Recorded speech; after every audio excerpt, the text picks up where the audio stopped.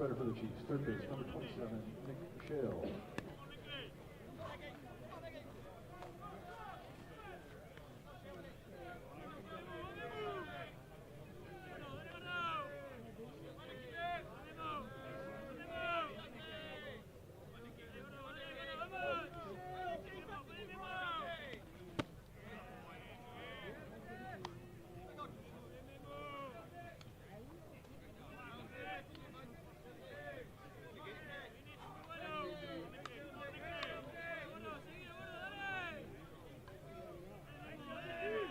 Nick Shales, who's 0 for 9, which is almost inconceivable for this guy as he swings and misses on a quality rise ball again from Mata. Well, Mata opened him up with the change and then came right back with the hard rise ball in the outside corner.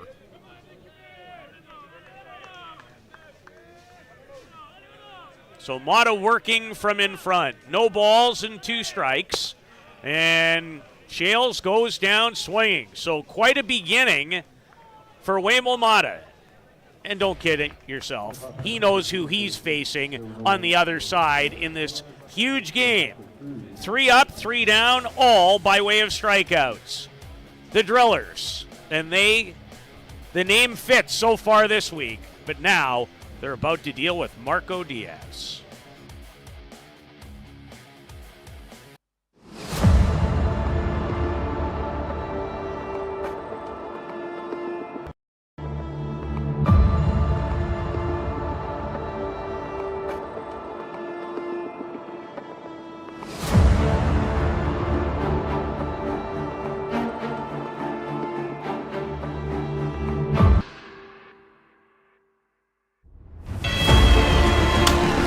Well hit, deep right field, it's curving. This one, well hit to deep right field this time, and that one is gone.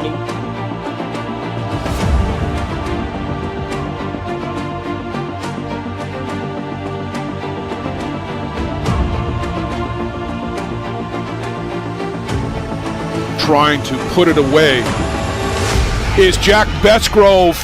The New York Gremlins are world champions. Congratulations, gentlemen.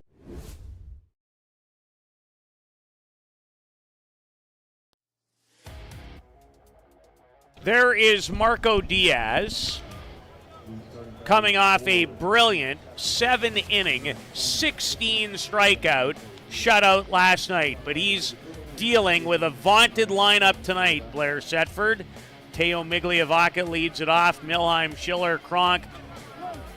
One of the best players at home plate is Jordan Solorio, who has already homered 4 different times. Matroni will catch Diaz, and there's a quick peek at the Hill United Chiefs defense that will continue to feature for you. And Migliavaca wastes no time. It is gone.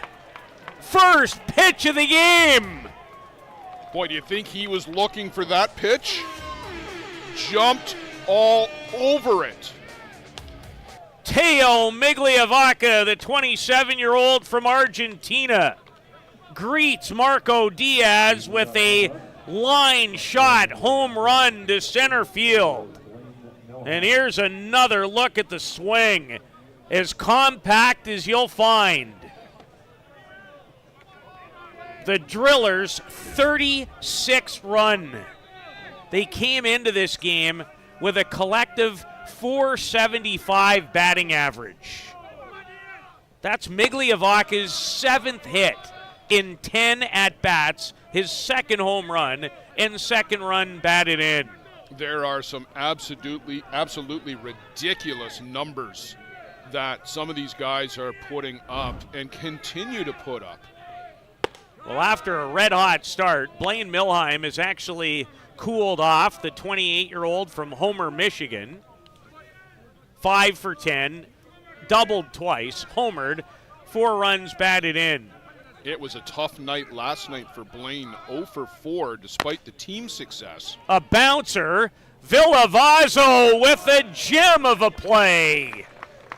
Over at second base, terrific defensive effort by Lenny Viavazzo. Look how far he has to go to get this ball. He's behind the bag practically when he gets this ball. Quite a start. And give Tony Gonzalez credit, too, digging that out, knowing that Blaine Milheim is bearing down on him. So one away for Cam Schiller. Like Milheim, another United States national team member, the 35-year-old from Prescott, Arizona. He's 5 for 11 at Softball City. He's doubled, homered, and driven in 5. He was 2 for 4 in the 8-2 triumph last night as he flies out to Quentin Bruce in his first year with the Hill United Chiefs after back-to-back all-world performances for the Bear Creek Express. And there are 2 away after Diaz was greeted with the Migliavaca line shot home run on his first pitch. Remember, he didn't give up a run last night in the 5-0 triumph and struck out 16 as he faces Marshall Cronk, and the changeup finds the strike zone. And the Drillers have to feel awfully good about the way they've started with all 3 batters, because last night this gentleman was flat out overpowering. He was too much for the JB Bombers. Peter, you would think that the JB Bombers are that light heavyweight category, to use the boxing analogy. The Drillers are in that heavyweight class. Same with the Chiefs. Well, the way they hit here at Softball City right from the get-go, and again, the opponents just get better as Cronk goes down looking. So Diaz does end the inning with his first strikeout of the evening. His first pitch was deposited over the center field fence. Teo Migliavaca has given the Northeast Drillers a 1-0 lead over the Hill United Chiefs. I love it.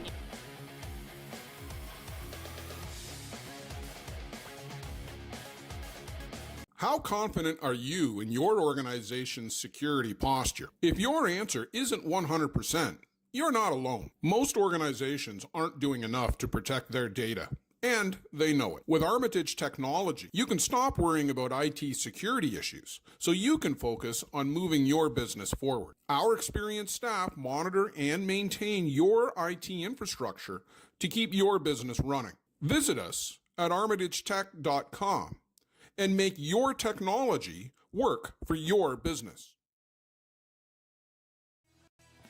HRD Bat Co. owners Nick Shales and Trevor Oakes want to bring the best quality bats to baseball players all over the world.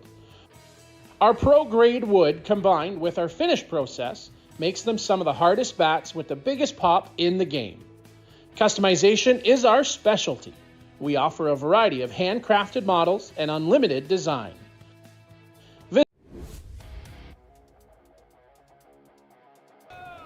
Bruno Matroni, the Hill United catcher, a 39-year-old veteran. He's been a great performer at the ISC for a long time. And we have a conversation. We have not yet gotten to the umpires in the game. But thanks to Mr. Joe Todd, we'll track those down sooner rather than later. Behind the plate, Mark Corus from Prescott, Arizona. Ed Otterman at first from Kitchener, Ontario. And Dave Harrington from Napanee, Ontario is our third base umpire. Again, thank you, Joe Todd. Bruno Matroni, 3 for 8. He's homered and driven in 1 run.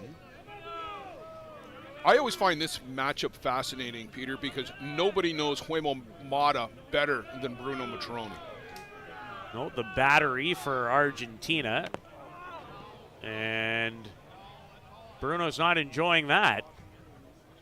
That hurt him. No, in on the hands, and it squashes the fingers in the back of the hand against the handle of the bat.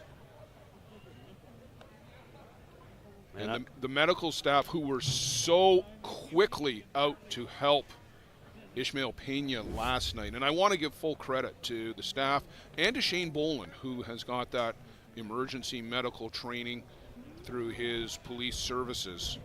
They were key to helping to get Ishmael stabilized out on the diamond last night before the ambulance crew got here. So again, thank you to you guys and for all you guys do, not just for the Chiefs, but for everybody in the game. Yeah, I completely echo those sentiments. It was a job very well done after a scary collision involving Cesar Rodriguez and Ishmael Pena, who we give our best wishes to. And it caught Bruno on the backhand, too. It's not the lead hand that he got hit with, it was the backhand. So Matrone, hit by a pitch, becomes the Chiefs' first base runner after a 1-2-3-3 strikeout first for Waymo Mata. He's been the winning pitcher on all 3 of their games, including the 8-2 triumph last night against a very good Omatigre team who, my goodness, what a turn of events that I witnessed with that group earlier today. They led the Circle Tap Dukes 9-4 going to the bottom of the 7th and ended up giving up 5 to tie it and lost it in the extra 10-9 to end their tournament hopes, a team that finished second to the New York Gremlins at the recently completed USA, or the ASA as they're known, national championships. Yeah, that's a heartbreaker of a loss for the Oma Tigre. A ball and a strike to Grand Valley, Ontario's Quentin Bruce. Big hop, the tag as Matrone waits, and what it does do is it guarantees the speedster in Bruce, and you have more speed on the base pass. So there wasn't really an opportunity to turn 2 here, Blair. No, Bruno Matrone, very smart heads-up base running, just slowed down to force Zach Shaw to have to come to him to get the out, and then Bruno can get an ice bag on that hand. Yeah, he's probably not disappointed with that opportunity either, although he'd, I'm sure, much rather still be on the base pass, is Lenny Villavazzo with 1 out and 1 on. Lots of speed over at first.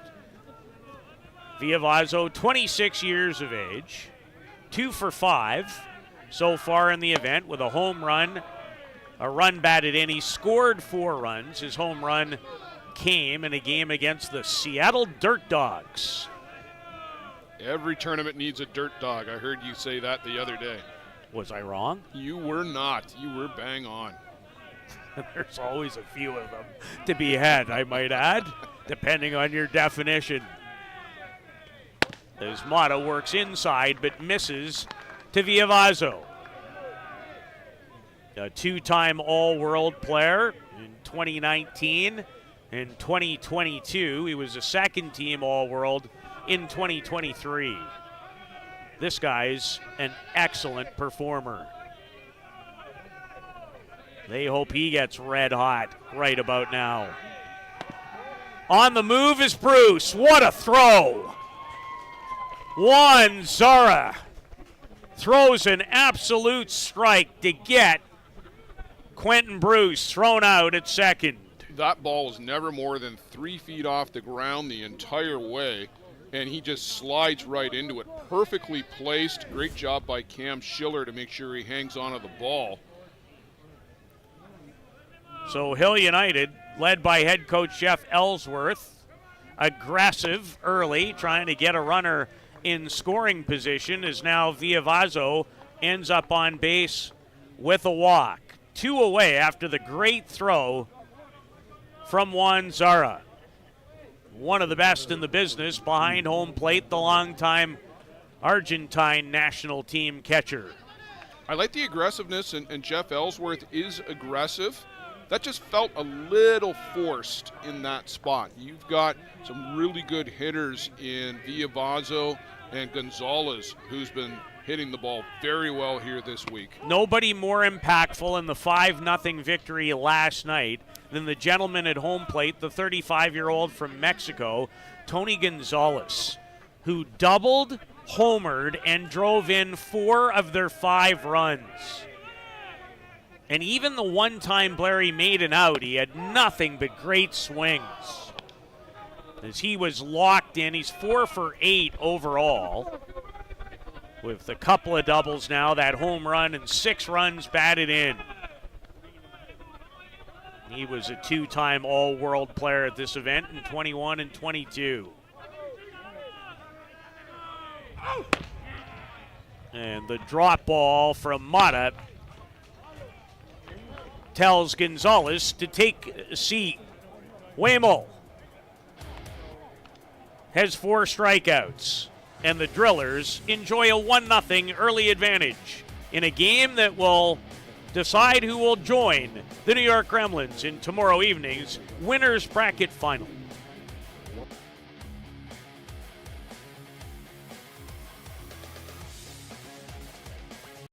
Does your game need work? Want to get better every game? Every at-bat? You need Lumberjack Sports, focusing on exceptional quality and providing players with reliable, long-lasting product. Lumberjack Sports brings you in-game equipment and off-field workout gear designed and tested by top fastball player Nick Shales. Hard work, strength, and all-around commitment to getting the job done and done right is the motto for Lumberjack Sports. Learn from the best. Play like the best. Check out lumberjacksports.ca. Teo Migliavacca's solo home run on the first pitch that Marco Diaz delivered is the reason for the 1-0 Northeast Drillers lead. And here's a guy who's been drilling them out of the yard on a regular basis. 22-year-old youngster from Mexico, Jordan Solorio. He's on some roll. 2 last night, and both of them were big. He has 4 in the tournament. 7 runs batted in. He's 6 for 9. And 3 for 4 with 2 home runs and 4 runs batted in. By far and away the most dominant player in the win over the Tigra. Hard hit, knocked down by Villavazo, and he still managed to get him. And Solorio runs with the best of them. Well, Lenny Villavazo knocked that down into the absolute most advantageous spot that he could. I don't know if it was good luck or good planning, but you just see it on the replay. He knocked it down right into his feet so he could just bend over, pick it up barehanded, and fire it to first. Good recovery after the knockdown and a very strong throw to get Solorio. And now, Juan Zara, the 31-year-old from Argentina. He's 4 for 7. Who doesn't have at least 4 hits in this lineup this week? I think everybody does, other than Coach Ron Hackett and Brad Thompson. Ron might have a couple of hits, too. I know this. He's pushing all the right buttons this week. Well, Zara has 4 for 7 official attempts. He's homered, driven in 3. He was 1 for 3 in the game one night ago against the Oma Tigre. Coming off a first-team all-world performance in 2023 in Denmark, Wisconsin, where he was 8 for 16. Diaz, and that one registered at 79 on the speed radar. Well, the previous one was 61, the changeup that he opened Zara with. Last night, he was regularly at 84, 85, and 86. There's 82 and a drop and a gem for his second strikeout. I'm not sure why, Blair, but even tonight from this vantage point, it doesn't look quite the way it did. And that might be time of day, hard to tell. But the gun, at least, which has not changed position since yesterday, that one, we know why it registered. But in saying that, that's a great starting pitch to Blake Underwood. If you can ever go from 84 to 59 and 62, and keep it down? Who's going to hit that on a regular basis? Well, he's opened up the last two batters with changeups. I will say this, Peter, to your point about maybe not quite the same zip or crispness from Marco Diaz right now. It's a grind getting through the World Tournament. Yeah, he didn't pitch the first two games, but you're asking guys to go back to back to back, and now you're into the sharp end of this tournament. There's no more easy games. That game last night against JB was a hard game. This is going to be a hard game. So it's not like a Sunday afternoon tournament where you get an intermediate or an ISC 2 team and you might get a young team and finally you face a top team. Now it's top team, top team, top team. So you got to be in your A game every night, and that wears you down. It takes something out of you, and you're not going to be 84, 85 every night because you do have to conserve something for the final day when you do get there. Great point. Blake Underwood had his best night of the event last night. He was 3 for 3 with a home run, and he might have another one, and he does. Great catch by the fan out there on the other side of the fence. That was a line shot off the bat of Blake Underwood, and a fan 15 feet deep out there playing catch underneath the scoreboard, hauled it in and then just casually flipped it back over the fence to Bradley Ezekiel. The Port Elgin, Ontario product has his second homer in as many nights, and this doesn't waste much time. When it comes in that hard, it'll go out even quicker. It's 2-0 for the Drillers. Yeah, that was middle from Marco Diaz, too. Looked like he hung a drop. I wouldn't mind if we can see that one more time. I don't know, Luciano, if you can, but it looked like a drop that stayed up. So a couple of long balls off of Marco Diaz. And now dealing with 37-year-old Manuel Godoy. 4 for 9. There's another 4. 2 home runs and 5 runs batted in. And Mr. Underwood with his 4th hit. The previous batter. These guys right now, maybe not quite to the Gremlins' prowess, but not far from, Blair. This will be an out via Vazo off the end of the bat to end the inning. Migliavaca straightaway center in the first. Underwood with more of the same in the second. In a game to decide the second team in the winner's bracket final tomorrow, it's the Drillers in front by a pair.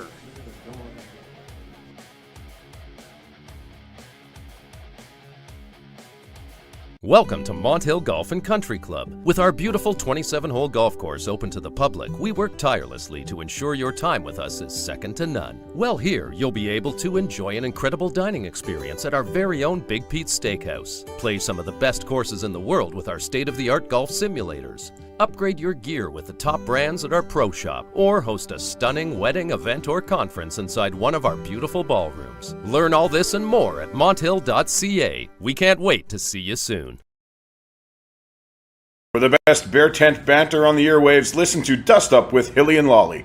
Here's some of the biggest stars chatting with 2 of Newfoundland's own, Jason Hill and Steve Mullally. It's unfiltered and uncensored. Dust Up with Hilly and Lolly, wherever you get your podcasts.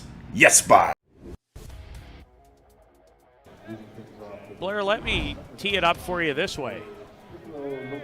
You have a game like Marco Diaz did last night against the JB Bombers.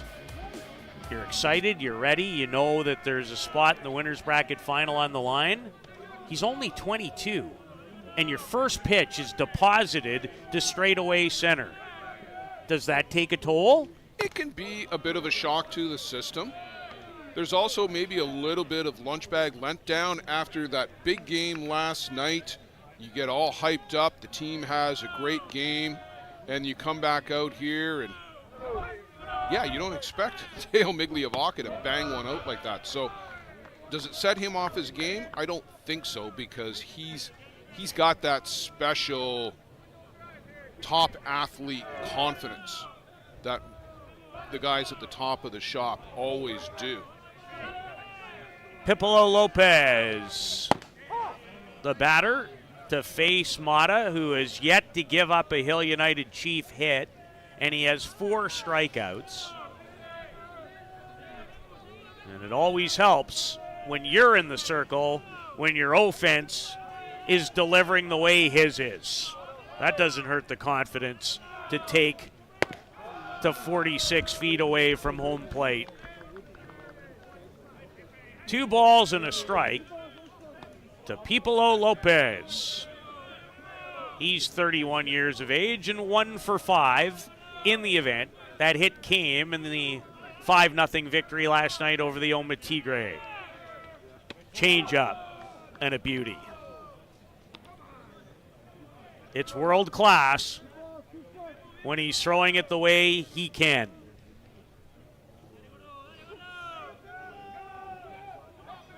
And a payoff pitch on the way to Lopez, who only had 1 official at-bat in this tournament last year. Drills it. Fair ball down the right field line, and Lopez, who hit it pretty well last night, on his way to third. He falls. Oh my. And is fortunate that the throw-in was way offline, or he was DOA. Instead, that's the oddest looking, what should have been stand-up triple you'll ever see. Well, he blew a tire 10 feet from the bag. You'll see it here as he comes around second. He is hell-bent for leather and blows a tire right there and leaves a big dent in Mother Earth. And a face plant to boot. Hope he's okay. I was afraid when he couldn't get back up that he had really blown something in the knee or an ankle, but he scrambled eventually to third base, and he's up on his feet, and I'm sure he'll take a ribbing should he come in to score.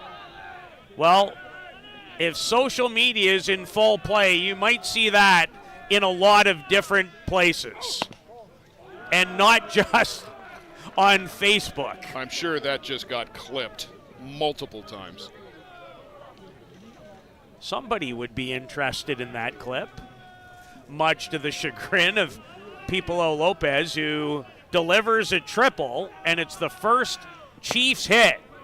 Is Alan Pecker from Argentina, has been hobbled a lot of the year, and yet to find his stroke, Blair, at Softball City.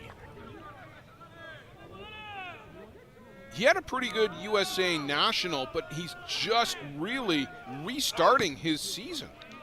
Yeah, he's 0 for 6 here. He was hurt in literally the first weekend of the summer season in Mitchell. There was a collision in a game. He was coming in, the infielder was going out, and he got a knee into the thigh, not dissimilar to the way that the collision last night, although that one was into the rib area, but it took him out of action for 2 months. But you're right, he was a first-team All-Star at the U.S. Nationals, the ASAs, that ended the weekend prior to the Saturday start of this tournament. But he hasn't, as of yet, been able to find the stroke in Surrey. But there's time. Right now would be a good place to start.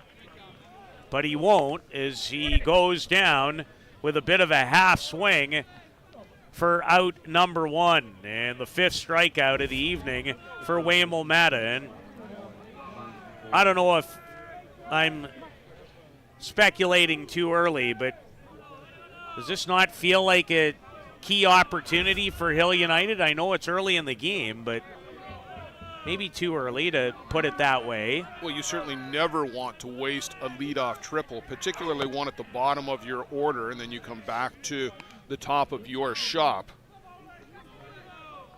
But Waymel Mata really looks dialed in to me tonight, Peter, more so than at any time this year. We saw a little bit of this at times, for sure, in Prince Albert at the WBSC Group B event where he was a key reason why Argentina finished first and punched their ticket back to Prince Albert for next summer's World Cup. He hasn't been the dominating guy that he was in 19, and then that carried over into 2022 in particular. And more so at the ISC in 2022 than was the case in New Zealand. Absolutely. Absolutely. That just tailed off for him in New Zealand. Well, I wonder if you were to ask him if his favorite ever pitching performance was the 10-inning World Cup final victory over Japan in 2019. I'm going to guess it might have to be. But maybe not. So I think there's three things for Huemo Mata that would occupy top shelf in his trophy and be up to him as for the particular order. But that win in Prague, the win in Peru at the Pan Am Games, which I remember reading was their huge goal. It's a multi-sport event. It was in South America. They wanted to win that, and they did. But then that ISC championship in 2022, he was dominant. He most certainly was. And you're right, he has looked good in quite a battle with Shane Boland. And this gets a bite of our home plate umpire. It's Eric Corus. Mark Corus, rather. Sorry. Hope Mark's okay. There's Shane Boland on the scene again. A little bit of a different scenario, but have to chuckle a little bit. And Shane immediately raced out for that collision that happened in their win last night over the JB Bombers to put them in this position.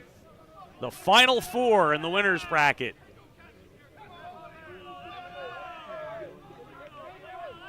As Mata leans back and fires strike three on the outside corner.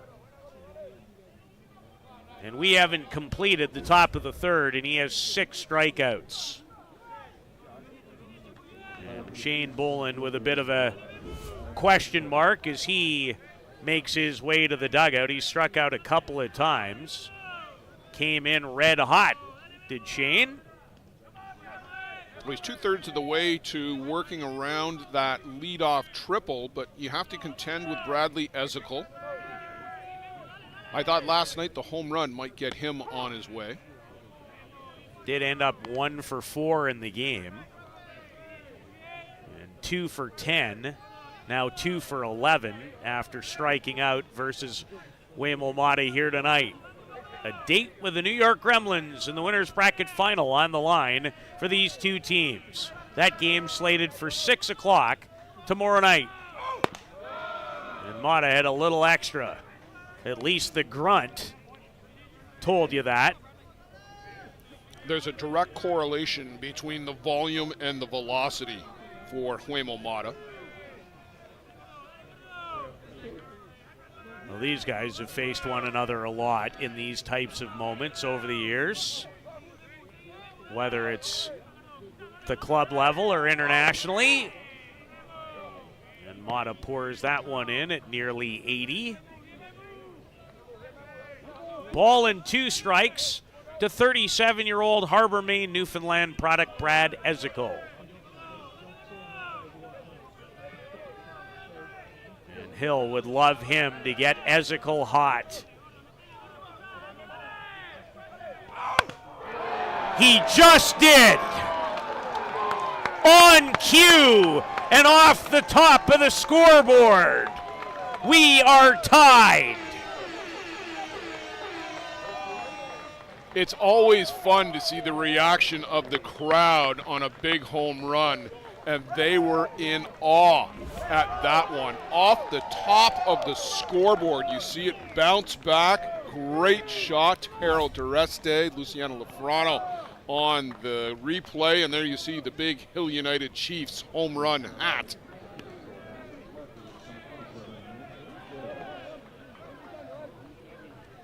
He just has always had the ability to do things like that in key moments. his second homer in as many nights, and he's tied the game at 2. And listen to the difference in volume now out of the Chiefs dugout. Game on, boys and girls, ladies and gentlemen. Now see if it can be contagious for Nick Shales, who's 0 for 10. And how does Waymo Mata respond?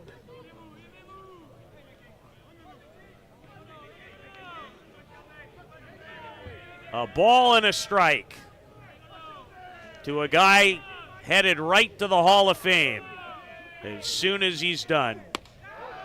Or at least the waiting period that is required.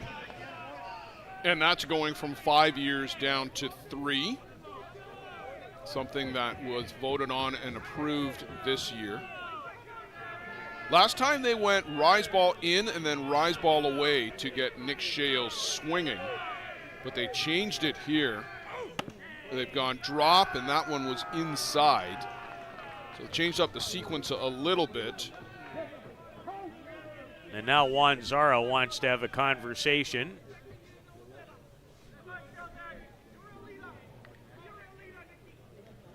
It's pretty good when you're Argentina and you have 39-year-old Matroni and 31-year-old Zara.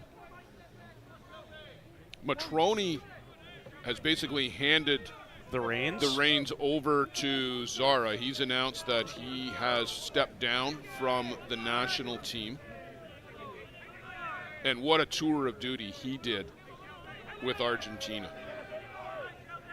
Including that World Championship in 2019, and Nick Shales with a walk as he makes his way to first base.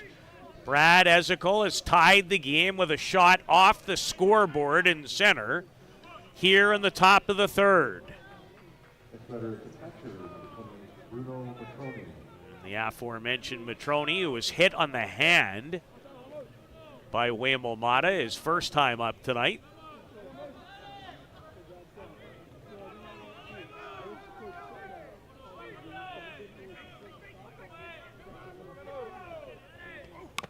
And a quality cut by Matroni to send it right back. I think it even went off the glove of fellow countryman Juan Zara. The camera cleaner. That could be his nickname. It's not fair, but it's true. We will be telling that story at every tournament with Juan Zara from now on. But shouldn't we be? Isn't it just one of the neatest things you've ever seen? It's one of the best stories ever. It really is. Well, that maybe took a bite out of Zara that time off the bat of Matroni. We were calling a tournament in Simcoe, Ontario on the third weekend of June, and little rain and precipitation. Camera in center field fogged out. Luciano Lafrano looks at his buddy. Hey, can you help us out? Out of row 3. Do. All the way around. Wash, wash, wash. Camera cleaned off. Back he came and sat in the seat. And this guy's not exactly chump change. And don't forget, he jogged out to go. Oh no! Like it was done with intent and purpose. Yes. The change up. Mata not happy with himself, tapped himself in the chest, and a little curse in Spanish, I suspect, to himself. Cursing, I find, can be very similar in nature, regardless of the language. One word in particular seems to have a very strong countrywide appeal. Not to be used on the show. It can be cathartic. I don't disagree. There was a point in time when you sat behind a microphone that you couldn't even talk about it without getting in trouble, let alone potentially saying it. Not that I'm going to start. Mata strikes out Matroni. But Brad Ezekiel took him deep to answer 2 Driller solo home runs, and we are all tied at 2, heading to the bottom of the third.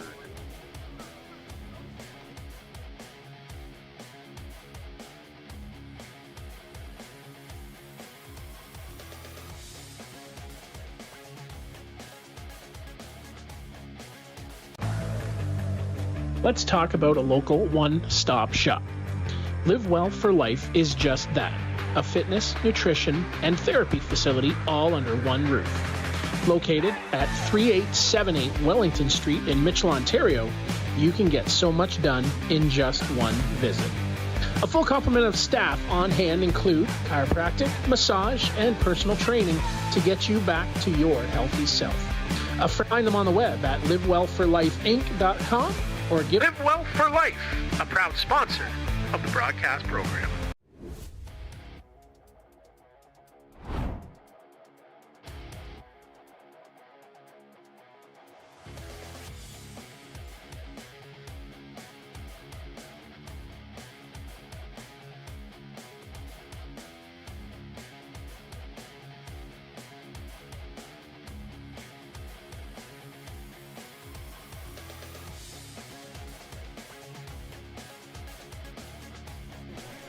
Three homers already in this game, a 2-run blast off the scoreboard, the most recent off the bat of Hill United center fielder Brad Ezekiel to tie the game at 2.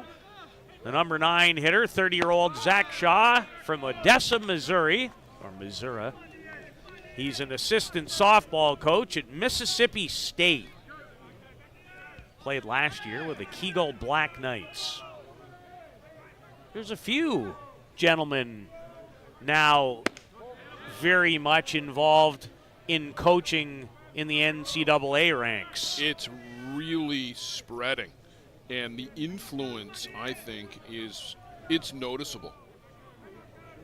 Well, Michael White, probably the number 1 example, the head coach at the University of Texas, but you know, you chatted with Rob Schweier. Rob Schweier, who's at UCLA. Sean Rychik was at the University of Boston and then North Carolina for a number of years. He stepped back.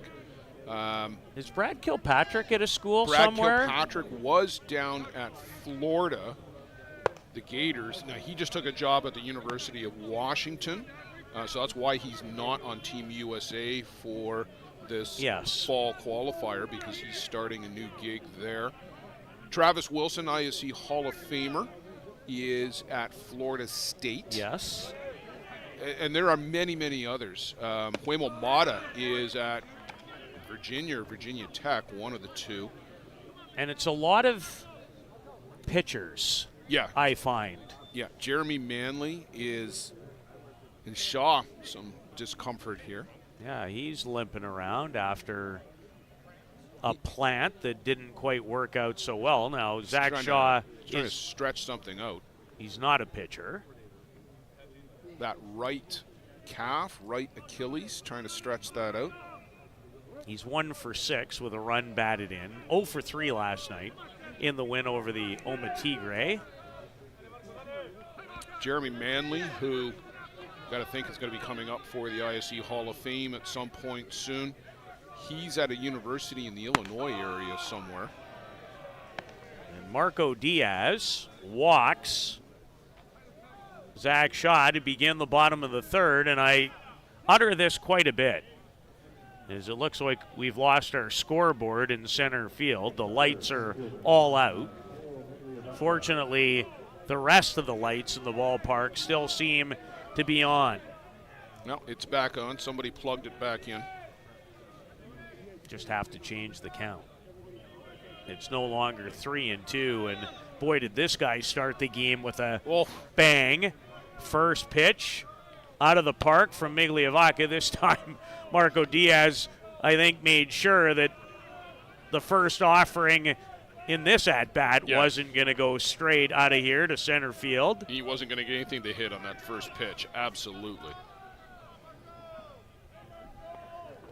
Diaz just doesn't quite look to me like he did one night ago. And the speed gun would suggest that I might not be far off base. Yeah, I saw him top 84 once. That was in the bat against Godoy, but hasn't really been close since. Well, humps that one up. He gets to 82. But it's a different night. The weather's different. The mood for Marco Diaz might be different. There's a dozen different reasons. He might be tired from last night. A big emotional win, and he might not have the same energy tonight. And remember, they were so juiced, and so was he, to face Pimental, and certainly what we were billing is maybe a pitching matchup of the two hardest throwers. And believe me, they watched the game against Fargo the night before. Heard all about it from them in the morning as they were getting ready to go off to batting practice.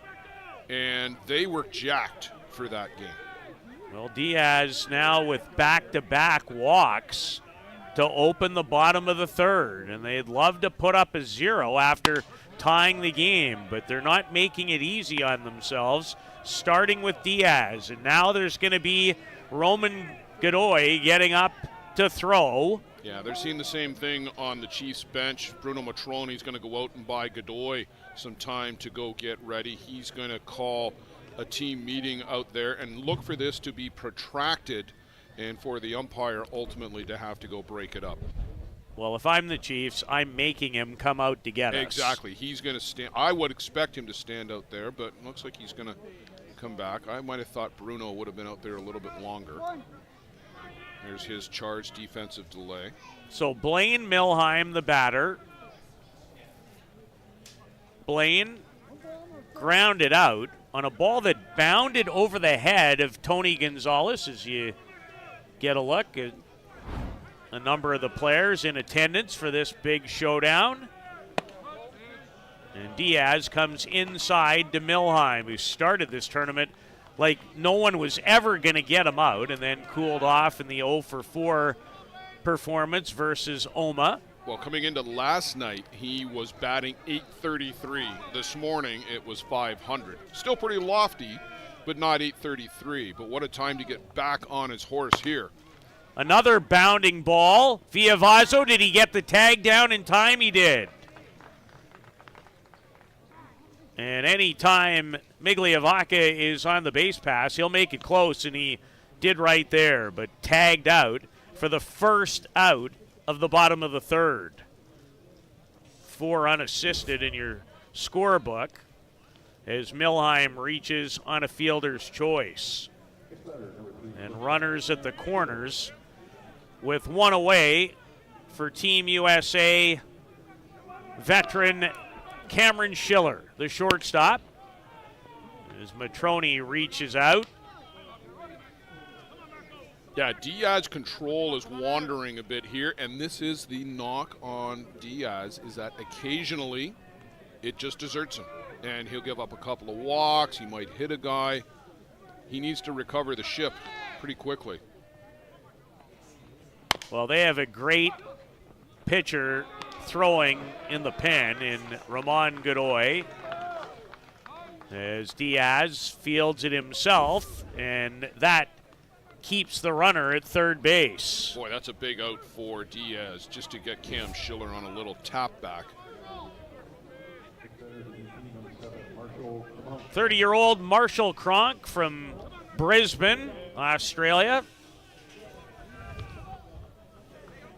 Marshall struck out versus Marco Diaz to end the first.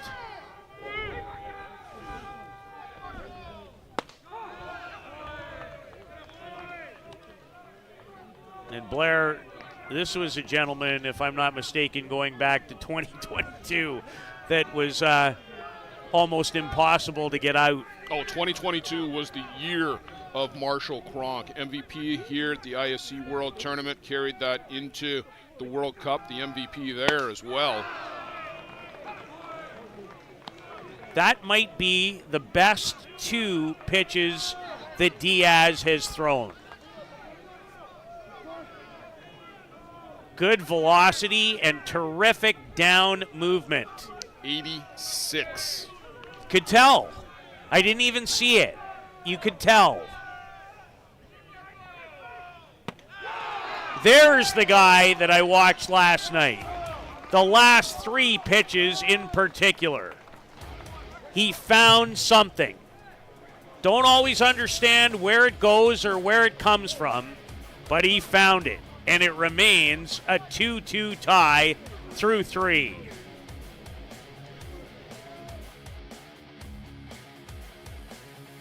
Peligro Sports provides the essentials needed to give your team an edge on the field. Our brand is rooted in creating a unique experience tailored to the specific needs of your team to ensure your performance is at the best level to execute plays. At Peligro Sports, we rally behind our athletes and understand their fight to take their game to a dangerous level. Visit our store at 2200 Amsterdam Avenue in New York City or see us online at peligrosportsnyc.com. Thanks to Jose and Peligro Sports for their support of the broadcast program.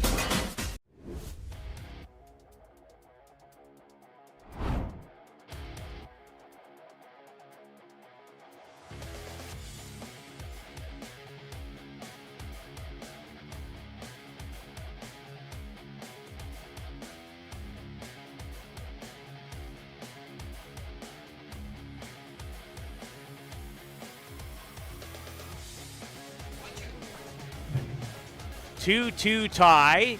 Marco Diaz out of some trouble in the bottom of the third as he puts up the first 0 of the game against the Northeast Drillers.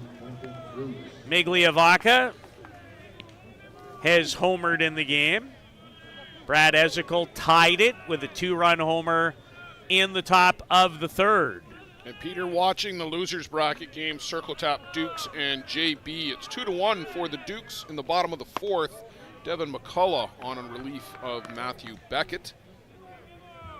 Beckett did a nice job late in the almost unbelievable come-from-behind win earlier today when they trailed 9-4 against the Oma Tigre, scored 5 in the bottom of the 7th and won it in the extra. Justin Laskowski tied it with a bounce base hit with 2 strikes and 2 outs in the bottom of the 7th. You just saw Huemo Mata doing some landscaping there, and here's why. Lost his footing.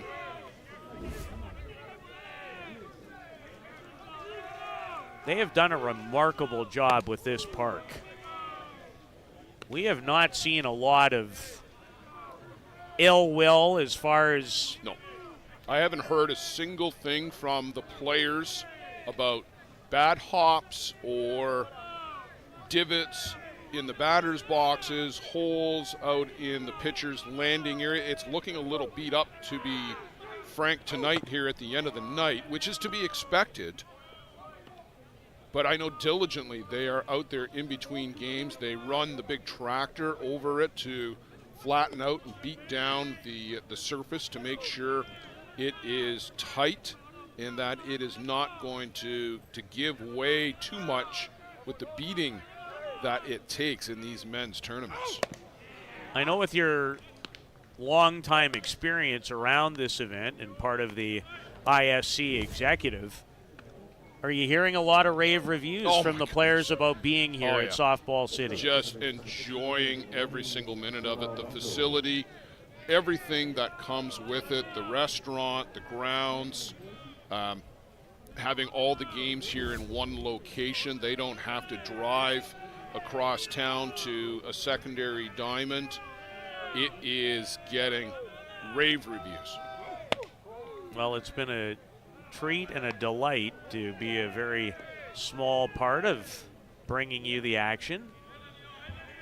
My first in the chair after a number over the years as a spectator or even a public address announcer at the 1987 event in Saskatoon.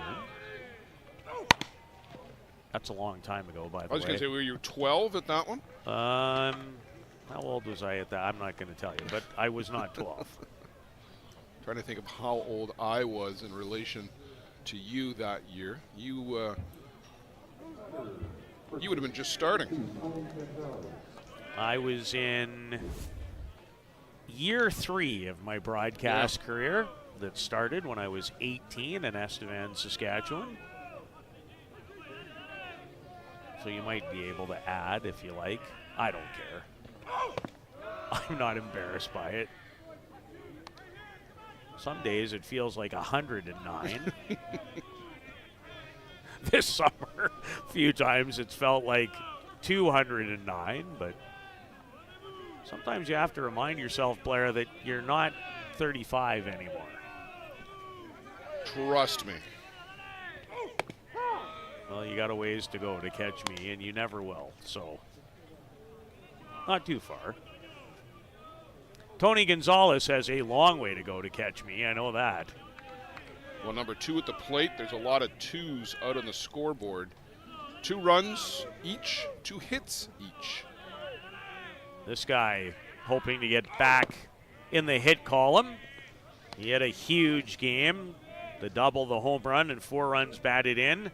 And they scored 5 against Miker Pimental and the JB Bombers to advance to this Final 4 game, if you will, in the winner's bracket. The New York Gremlins have advanced to the winner's bracket final, and they didn't exactly take their foot off the gas, did they, in the 15-0 4-inning romp over the Bear Creek Express.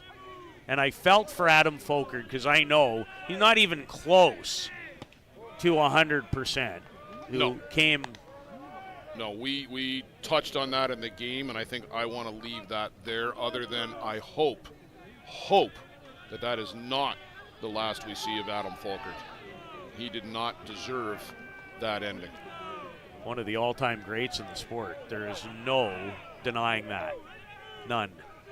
2-2 to Gonzalez. Popped in the air. Back goes Schiller. On comes Migliavaca, and he'll make the basket catch.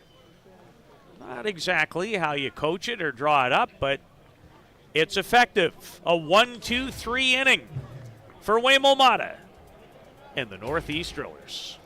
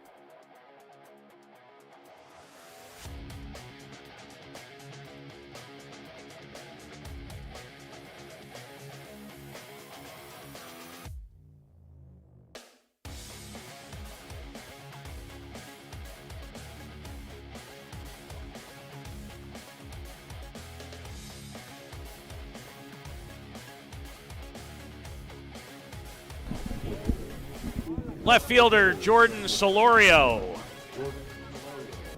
And he's been a difficult out this week. He did make one. Pretty hard hit ball knocked down by Lenny Villavazzo his first time up. And Villavazzo able to recover quickly and throw a rope over to Tony Gonzalez for the out. He's 22 years old, Solorio. What a bright future this youngster from Mexico has in the game. Does anyone else have 4 home runs in this tournament? Oh boy, now you're going to make me go check, but there's some contenders for that for sure. I don't think anybody else has 4. Malor-Zook picked up 2 today. I'm not sure what he had coming in. Again, I did lose track.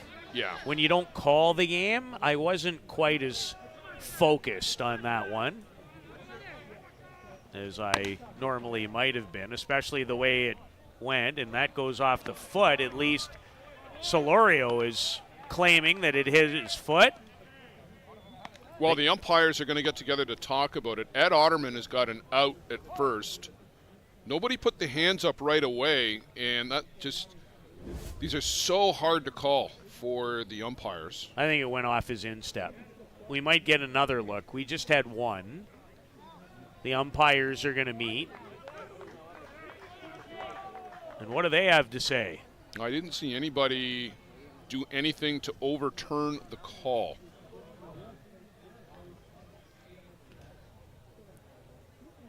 Well, that does absolutely hit the shoe. You can see the lace flip over.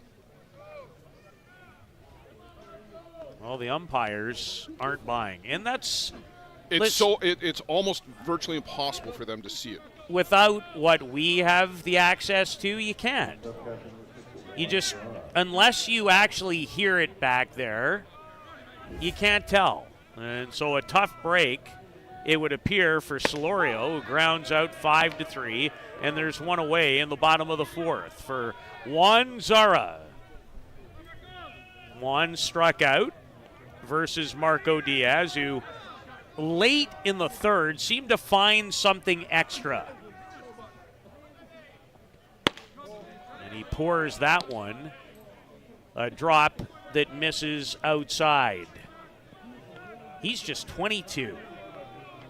Bez Grove is 20. He's 22. These two could be going at it for the next 15 years. That's a marvelous change of pace. That Zara was way out in front, and who could blame him? You go from 84 to 59? Yeah, that's almost unfair that at this tender age, he's got that advanced changeup already. A lot of guys don't learn that pitch till they're 30. If he can continue to throw that on a more regular basis, he'll be almost next to impossible to hit. And it's not very easy as it is.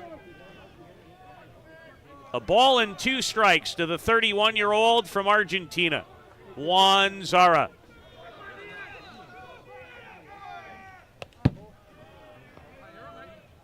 Just a little outside, as the great Bob Uecker would have said. Peter's not lost on me that those 2 home runs were hit in the twilight hours. We're now in full dark, and it fully under the lights, and that does make a difference. And a difference in what way? It's just harder to pick up. And we saw it Maiker Pimentel, daylight hours versus under the lights. And velocity is always harder under the lights. I knew that's where you were going, but I wanted to tee you up to explain it the way you wanted to. This guy is hot. Talking about Blake Underwood. 3 for 3 last night with a homer. He's homered tonight, and it was a blast. All 3 home runs tonight to straightaway center, and all with authority. Bradley Ezekiel, hugely impressive, though, off the top of that scoreboard. And that scoreboard is set back, has to be 40 feet from the game fence. And it hit it on its way up. Well, and it's, what do you figure, 25 feet in the air? The top of that scoreboard? I have to think about it for a second, but yes, has to be. I mean, even Shaq would have a tough time jumping up to the top of there. There'd be no dunking. No dunking for anybody, unless you're one of those Olympic volleyball players. Maybe the pole vault over the top. Yeah, that's possible. Maybe, not likely. Even too high for that group. 3 balls and no strikes after the walk to Zara. Especially the French guy.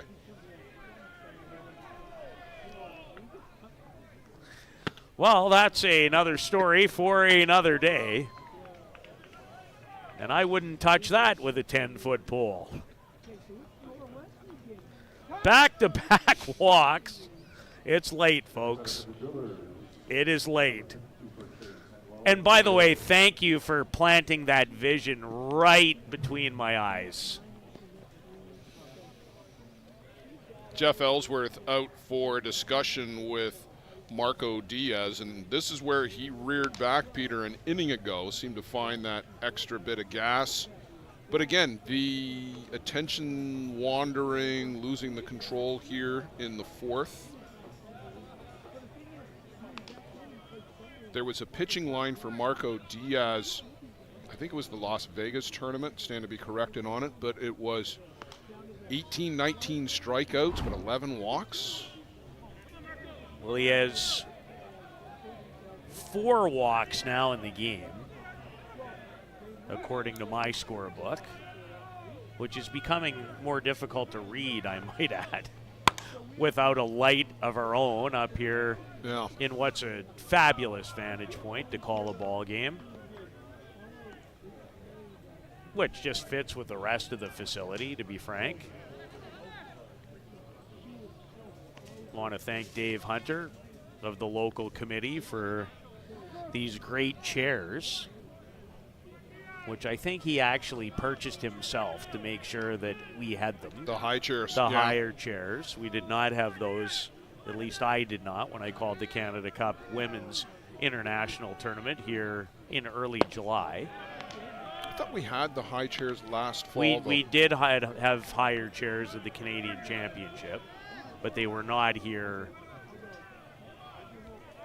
for that event.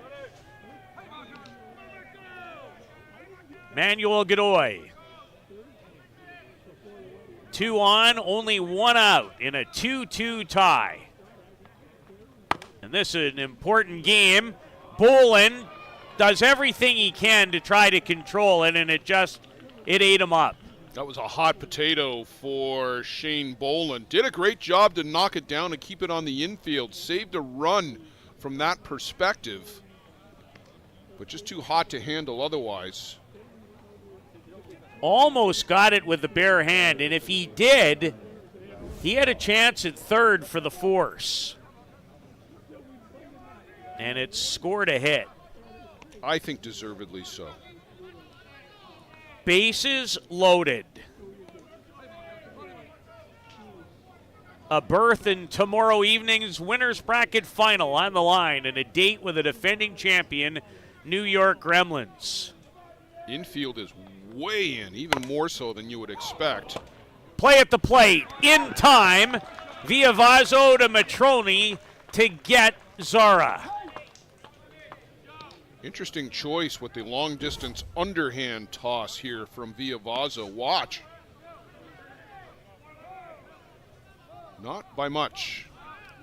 Well, you're not going to get a ton on it that way, but he was in close enough. You made great mention, Blair, of how tight they were defensively for the batter shot. So they make the force at home plate. And now Migliavaca, who opened the game with a solo blast on Marco Diaz's first pitch. He walked his last time. You don't have to be Wolf Blitzer from the Situation Room to suggest this is a critical moment. Manuel Godoy peering around the shoulder of Marco Diaz, trying to give any hint he can for Teo. Well, Teo didn't need any hints when he came to home plate in the bottom of the first. No, but that's a good hard pitch on the inside corner. Brushed him back a little bit, but still got the call. In his first pitch of the walk, he went the other way. He went way outside on pitch number 1.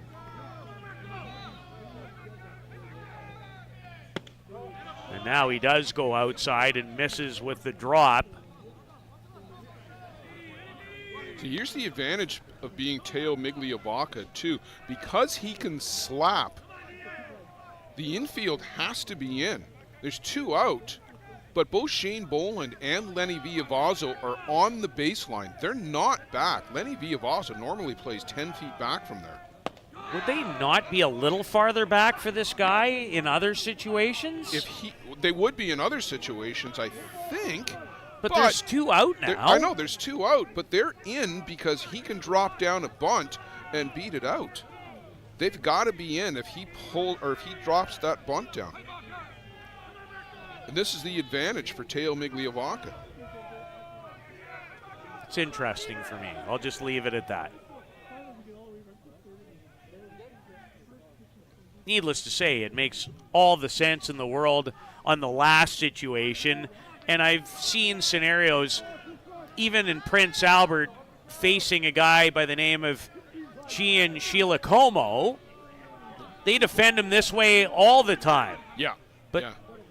I mean, this guy can do it so many different ways. So can Marco Diaz. You don't have to worry about it when he does that.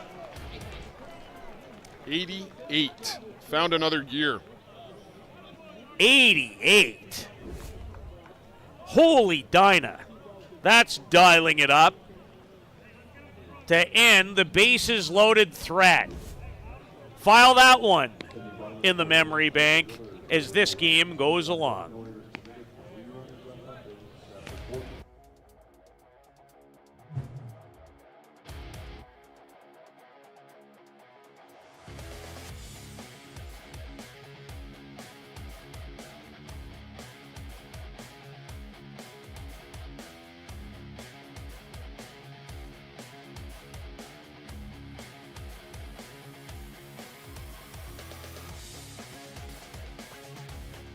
The annual Boys of Summer tournament is held every July at the Circle Tap Bar and Grill in Denmark, Wisconsin. We host some of the top teams in the game at one of the best venues in softball. The atmosphere of old-time fast pitch with all of the amenities of a full-service bar and grill in the grounds can't be beat. Reduced-rate hotels about 10 minutes from the park are available in Green Bay. To bring your team to the annual Boys of Summer tournament next July, contact Dean Kane at deankane16@gmail.com. Thanks to Circle Tap for their support of the broadcast program. He came from Australia with a superstar pedigree. And from his first ISC in 2003, Number 8, 9, and 1 batters in the order for the Hill United Chiefs in this 2-2 tie. All the runs by way of home runs. Migliavaca, Blake Underwood for the Drillers, Brad Ezekiel, a 2-run shot that tied it in the top of the third for the Hill United Chiefs. His second in as many nights. Lopez with one of the most interesting triples you will ever watch or maybe have a chance to rewatch, which unfortunately for the 31-year-old from Mexico included a face plant on his way to third about 4 steps from the bag.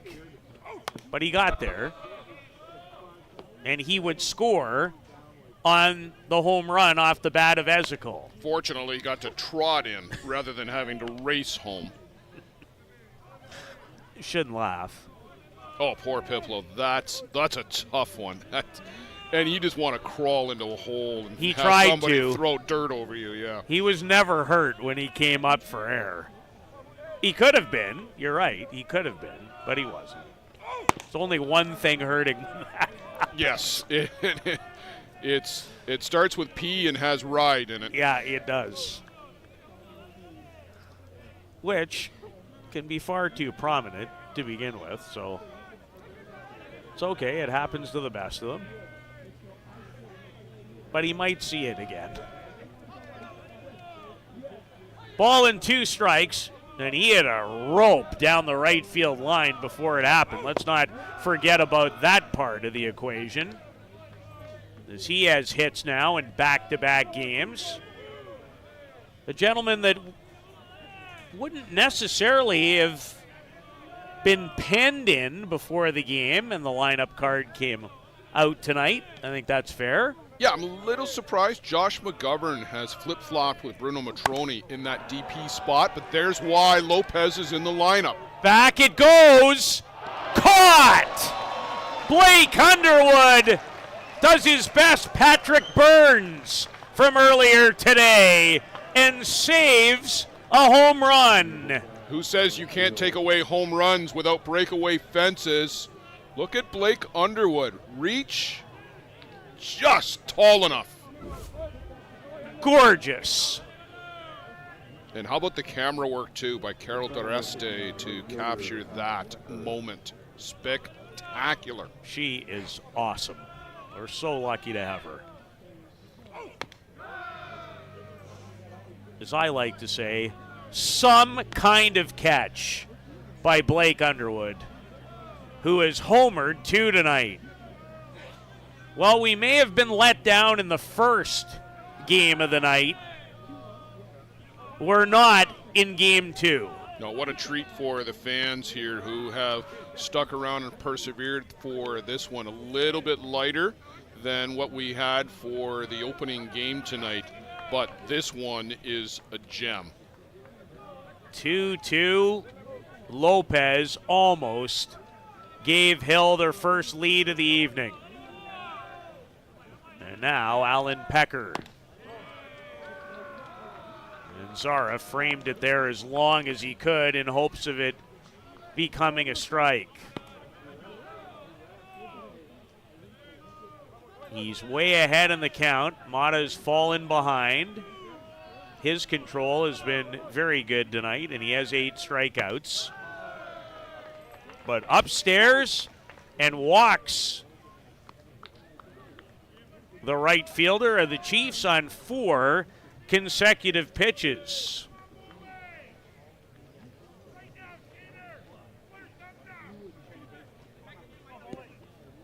Zara carried the ball out to the board to meet with Mata and the rest of the infield. I'm sure they're planning out who's going to cover the bag on the inevitable steal attempt by Alan Pecker.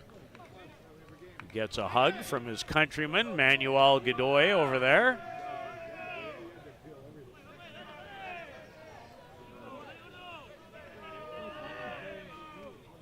It had been a while, Blair, since I watched Argentina play internationally with my own 2 eyes.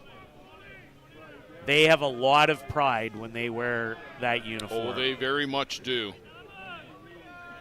That was so evident to me. Not that other countries don't. The force out and a near wonderful turn by Zach Shaw. I was questioning in my mind why even throw it, but boy, they nearly got Shane Boland, who really does run well too. So Schiller climbs the ladder. That's good footwork. I bet he teaches that at Mississippi State, where he's an assistant softball coach. Nice little tap dance. And was moving away from the bag to get that much on the throw. Not easy. But Boland on base for the first time on the fielder's choice with 2 out to Ezekiel, who tied the game his last time in the batter's box and fooled on the high rise on pitch number 1 from Waymo Mata. 5 total hits in the game, 3 by the Drillers, 2 courtesy of the Chiefs.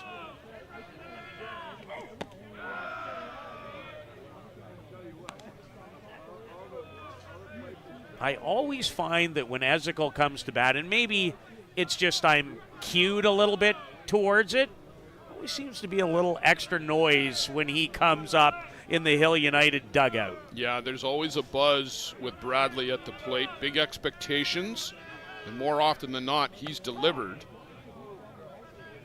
Mata just delivered a whale of a changeup for strike 2. Ball and 2 strikes in a 2-2 5th inning tie. Waymo Mata has dialed up the verbal intensity as well. You don't find that all that often. Strike 3 looking. Rise in the top part of the strike zone. It remains 2-2 in this winner's bracket semifinal.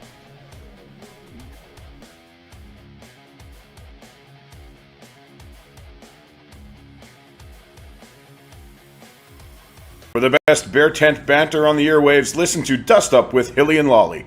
Here's some of the biggest stars chatting with 2 of Newfoundland's own, Jason Hill and Steve Mullally. It's unfiltered and uncensored. Dust Up with Hilly and Lolly, wherever you get your podcasts. Yes, bye. Welcome to Mont Hill Golf and Country Club. With our beautiful 27-hole golf course open to the public, we work tirelessly to ensure your time with us is second to none. Well, here you'll be able to enjoy an incredible dining experience at our very own Big Pete's Steakhouse. Play some of the best courses in the world with our state-of-the-art golf simulators. Upgrade your gear with the top brands at our pro shop, or host a stunning wedding, event, or conference inside one of our beautiful ballrooms. Learn all this and more at monthill.ca. We can't wait to see you soon.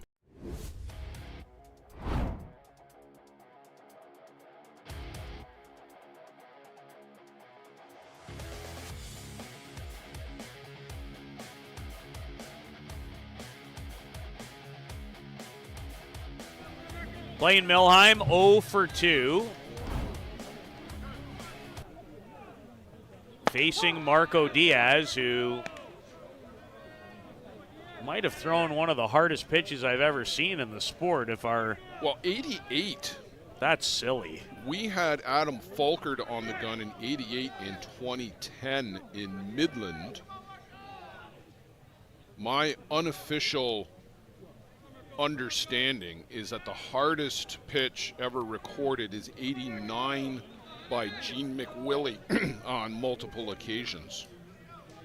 Now, of course, radar guns today are a lot more accurate than what they were in Gene's day in the mid to late 70s, and he could have been throwing 91, 92, 93. We'll never know. Well, he's the hardest thrower I've ever seen. And I might be a little biased. I grew up watching him in Saskatoon and watched him year after year after year. And let's put to rest the notion that Ty anybody... Stofflet in that neighborhood? No, Didn't they say at one time he was in the 100 range? Well, so here's what that was. That was 104 miles an hour was the equivalent of a major league fastball at 104, which is 85, 86. So Ty Stofflet, 35, 40 years ago, was throwing basically as hard as Marco Diaz is tonight. That's really impressive 40 years ago. It's equally impressive tonight. Not taking anything away from anybody, but nobody threw 105. Not Eddie Feiner, not Ty Stofflet, not anybody. No. So Milheim is in a bit of a slump by his standards. 0 for 3 on the night. He was 0 for 4 last night after having 5 hits in his first 6 at-bats to begin the tournament. So, Peter, just as we're tied at 2 here, tied at 2 between Circle Tap and JB, keeping an eye on that one, and everybody can follow along on Game Changer. And we've also got that one on the second ISC Fast Pitch YouTube channel as well. You can put that one picture in picture and catch both games. Bounding ball and no chance for Gonzalez or anyone else. No, Tony flexed and then just watched it go over his head, 10 feet over his head. You could almost see the dejection. Yes, exactly. As he leaned back and went, well, what am I going to do about that? Except nothing. A base hit for the United States national team shortstop, 35-year-old Cam Schiller, who's been a 5-time All-World performer at this event. And now Marshall Cronk. As the Drillers' hit count is at 4 off Diaz, who has 5 strikeouts, which pales in comparison to last night's 16, but this is a different hitting lineup that he's dealing with tonight. Yeah, it's a step up in weight class for sure. Take nothing away from the JB Bombers, who do have some great sticks in their own right. The Toronto Batmen kept their hopes alive for an ISC world title. They haven't done it the easy way either, Blair. No, they have been scrappy here this week. 7-1 winners over the Grand Prairie Pirates. That's the first comfortable win they've had since opening night, I think. It is. Since the 20 strikeout performance with 3 hits and a homer and 3 runs batted in from Ty Sebastian. That's what he did opening day. Well, 16 Ks today in the Grand Prairie game, so racking up the strikeouts. And I'm going to guess he'll throw to Morrow. Would have to think so. The Toronto Batmen won the Canadian Championship in this facility. It was supposed to be a final game played on this diamond. The rain that day had other ideas in the September long weekend. Started on this diamond. It sure did. Got about 5 batters in. And then the heavens erupted. And then we were here till about 2 in the morning because Cleary and Sebastian went 15 innings before the Batmen finally won it in the 15th, 1-0. I think Joe said to me Ty was up to 113 pitches. I said, well, he's got about 90 to go to catch up to last year. Correct, Alex, for 200. Schiller for Solorio. That's towards the gap, but it'll be tracked down by Ezekiel, who got a great jump. That's the edge that Bradley Ezekiel brings to the defensive side of the game, is his first step. A lot of guys are frozen on line drives or even take a step back. Not Bradley. He was on the run from the crack of the bat. He supplied their 2 runs and supplied the last out of the 5th. We're in a dandy. A date with the Gremlins to the winner.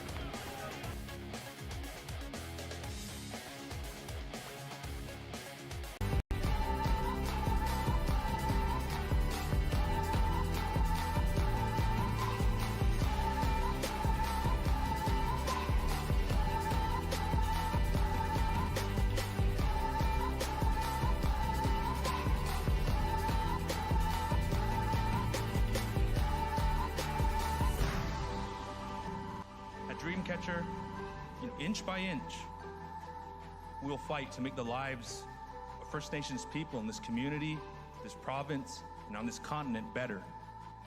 I know we have a long way to go, but I'm proud to say as long as our people have a need, Dreamcatcher will be there for them. For the best Bear Tent banter on the airwaves, listen to Dust Up with Hilly and Lolly. Here's some of the biggest stars chatting with 2 of Newfoundland's own, Jason Hill and Steve Mullally. It's unfiltered and uncensored. Dust Up with Hilly and Lolly, wherever you get your podcasts. Yes, bye. Nick Shales walked his last time up. 2-2. Winners bracket semifinal. As Blair has mentioned on a number of occasions, it's also 2-2 for 2 other teams still in the hunt for the 78th ISC World Championship. How about the hands over there by St. John's League Hall of Famer John Hill? In all sincerity, how much of a difference has he made in so many players' lives? Oh, countless. I had an awesome chat with him earlier this year, and I said to him, flat out, thank you. Yeah, one of the most influential people in the game in the last 10 years. He kind of was very humbled by it, but I just wanted to tell him what a difference he had made in our country of Canada with the game. Yep, no doubt about it. I'll tell you a little That's personal. very Canadian of you as well.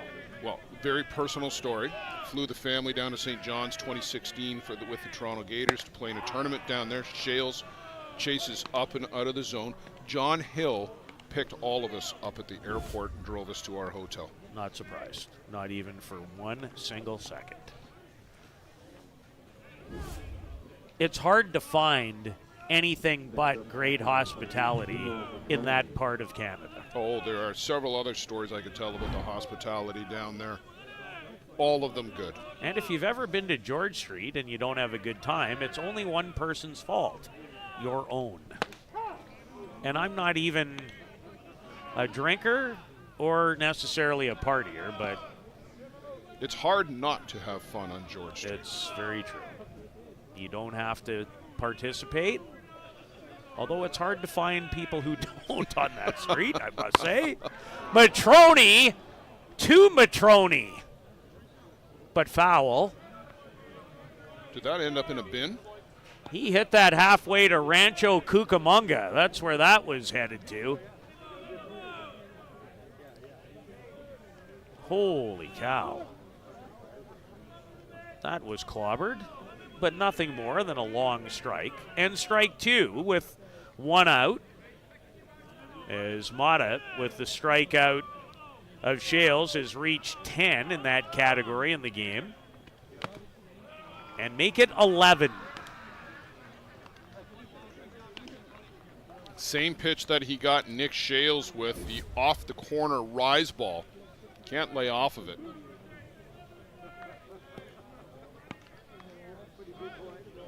Seems to move away, too, on top of up and with tail. Well, a guy who used to throw a rise curve like that was Juan Podolicio to all right-handers. And I think that's a pitch that probably many of the Argentina pitchers have adopted over the years.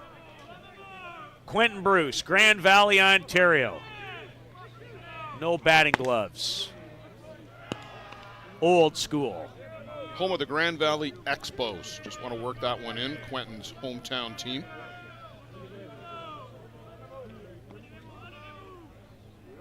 Two out. Bruce looking for his first hit of the evening, and he's capable of that. Slap, bunt, knock one out of here. This guy still with a lot of great fast pitch softball ahead of him. Came into the night 2 for 4 with a double. An all-world performer the last 2 years with the Bear Creek Express. He hit .500 in the tournament in Denmark, Wisconsin.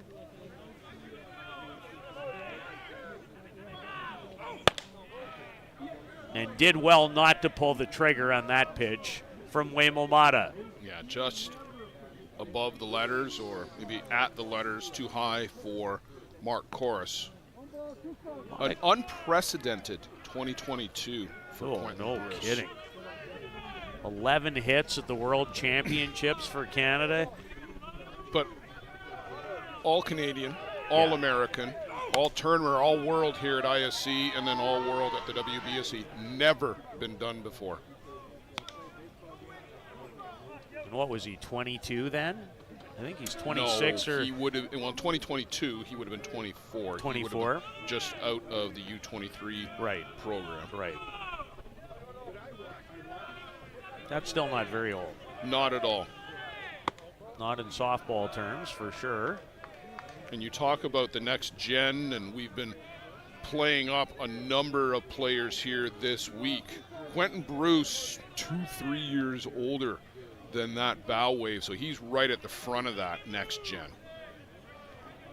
He's going to be a guy who's going to be around this game, should he choose to be, and I hope he does, for the next 15, 20 years. Well, that change-up gets away. At least I think that's what it was intended to be. Not even sure. It certainly got away from Waymo Mata. 2 out. A lot of twos now. 52, 2-2 and 2 in a 2-2 tie. And the Chiefs have 2 hits.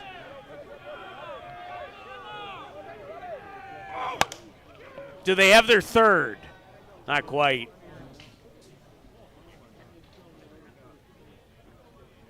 And the minute it left his bat, Blair Setford, Quentin had more than one base on his mind. Oh, no, he was going to be going for 2 there had that landed on the right side of the line for him. Run the count to full. They changed that right at the end of your great setup.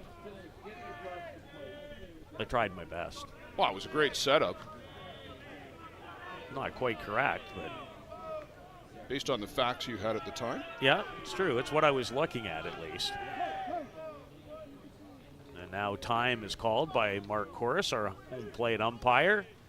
3 umpire crews at all the games so far. Not sure if that changes or not come championship Saturday night. You would know the answer to that. It has varied over the years. Typically, it gets to 5 for the championship game, but sometimes there's some resistance. That's a great changeup. Maybe, World class. maybe that's it. I'll leave it at that. It's still 2-2.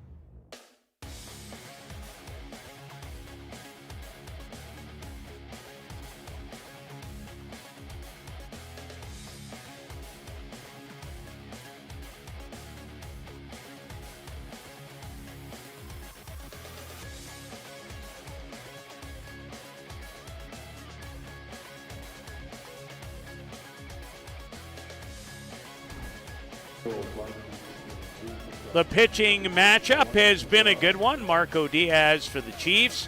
Waymo Mata, who's up to 12 strikeouts after striking out the side in the top half of the 6th. And number 6, Juan Zara, takes a healthy whack at that first pitch from Marco Diaz. He has 5 strikeouts to his credit, or maybe 6 now.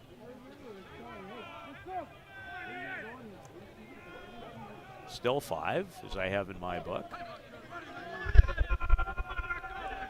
Zara, he has struck out and walked in the game and gets his bat on the drop ball from Marco Diaz, who I think has gotten better as this game has gone on. Certainly found another gear in the 3rd and again in the 5th. 88 on one pitch. Gave up solo home runs. First pitch to Teo Migliavacca, and then a solo shot to Blake Underwood. But he has found just what you suggested, another gear the last few innings. Looks a lot more like the guy who struck out 17 one night ago against the JB Bombers, who are involved in quite a tussle themselves in the redemption round, or the loser's bracket, or whatever you'd like to call it. Bottom of the 7th, 2 out. Jorge Lima hits a triple. Rafa Flores at the plate for JB. Opportunity to have another walk-off win for the squad from Agora Hills in California.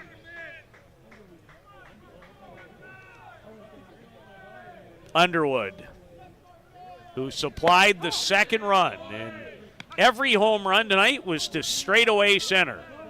The Ezekiel blast that tied the game for the Chiefs in the 3rd literally went off the top of the scoreboard.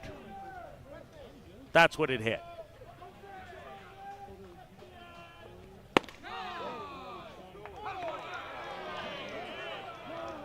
That was a delayed strike 3. Yeah, that was a bit of a late call by Mark Corus, and he punches out the second guy here in this inning.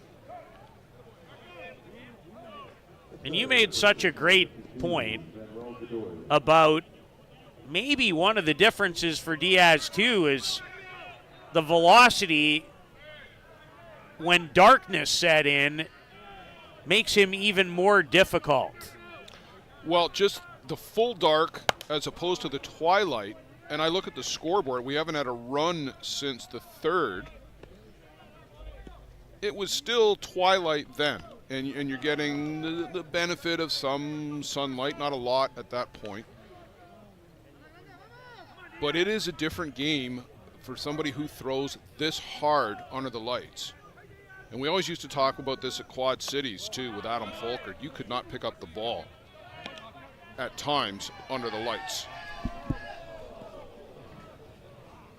Right down in front with a foul ball from the other diamond. Everybody okay? You okay?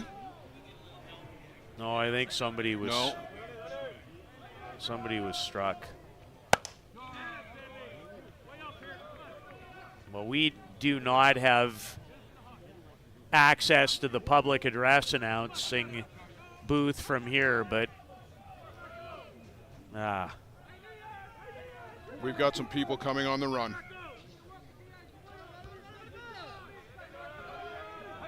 Someone has been struck with a foul ball from the other diamond.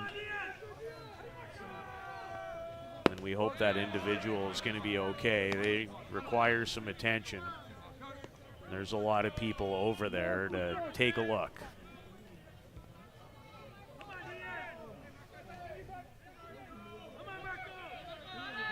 Manuel Godoy is the batter. He singled his last time up.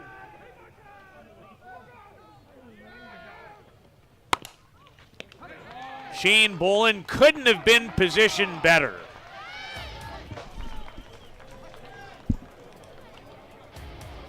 It feels like we're in a shooting gallery here as foul balls aplenty are coming on our way. And hopefully the gentleman in front, and I think that's Rob Schweier.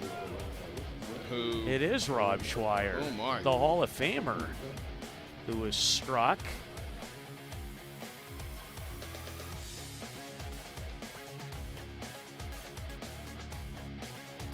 The 2-2 tie going to the 7th.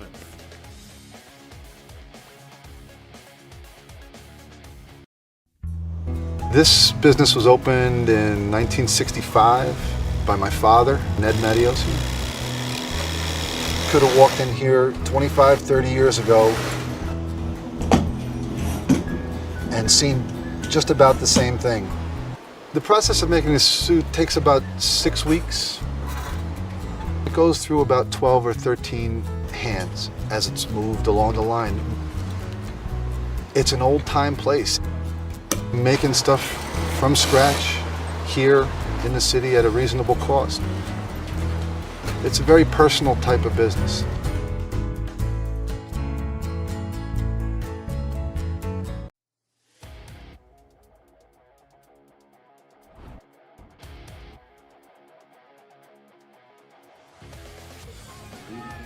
Diaz and Waymo showing you the pitching matchup, the great graphic for a second consecutive time. 2-2 tie, winners bracket semifinal has lived up to the billing. Home runs have accounted for all 4 in the game.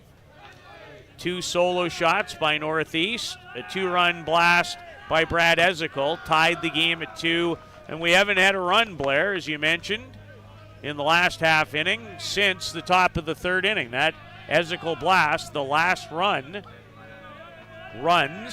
in the game. Waymo 4 straight strikeouts, up to 12 now on the game as we go into the top of the 7th. Facing Lenny Villavazzo, the Hill United Chiefs second baseman, who has walked and grounded out.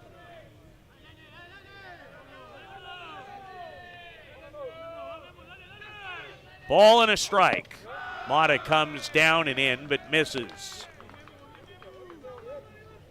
And Villavazzo more than capable with one swing of giving Hill United their first advantage. Both teams in the winner's bracket, and a perfect 3-0 coming into the game. The winner, a 6 o'clock date with the New York Gremlins, who laid one on the Bear Creek Express in a rematch of last year's championship final to the tune of, I almost don't even like to utter it, Blair, 15-0 in 4. And they'd won their previous game 13-1. Never took the foot off the gas.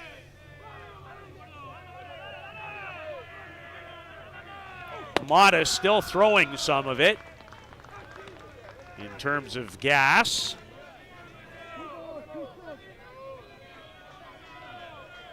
Full count to Villavazo. Hill United would love nothing more than to have him find his way on base.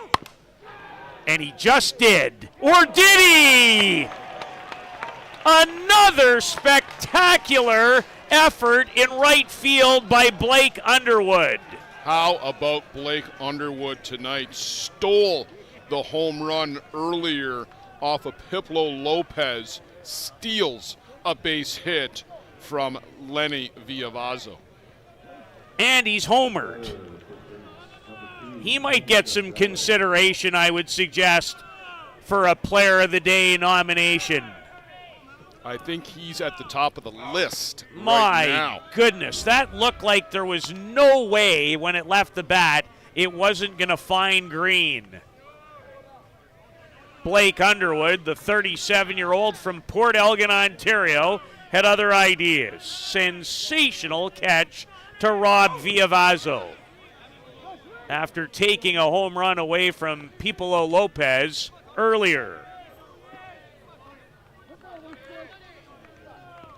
Well, this has been a great display of softball at the highest level tonight. Gonzalez.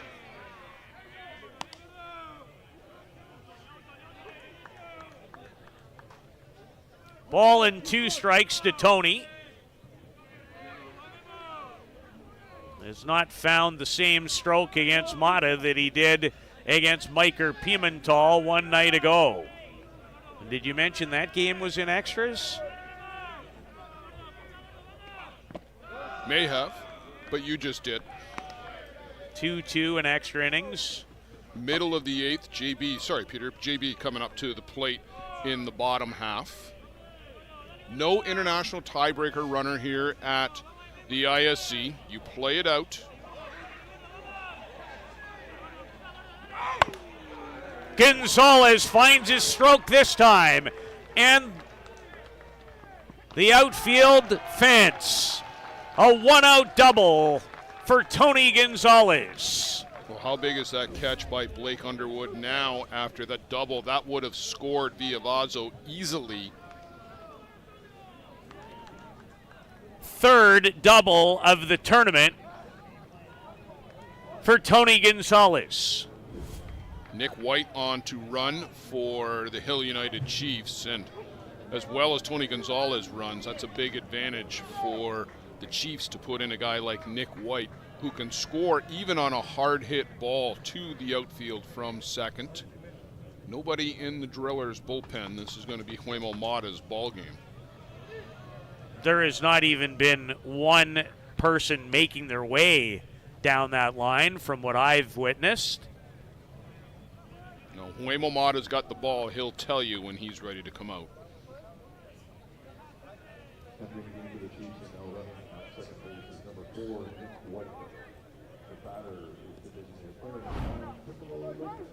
Well, Pipolo Lopez has tripled and was robbed of a home run.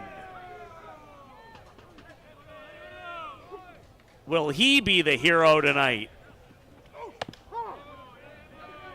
Strike 1 to Lopez, who had only one official at-bat in the entire 2023 event.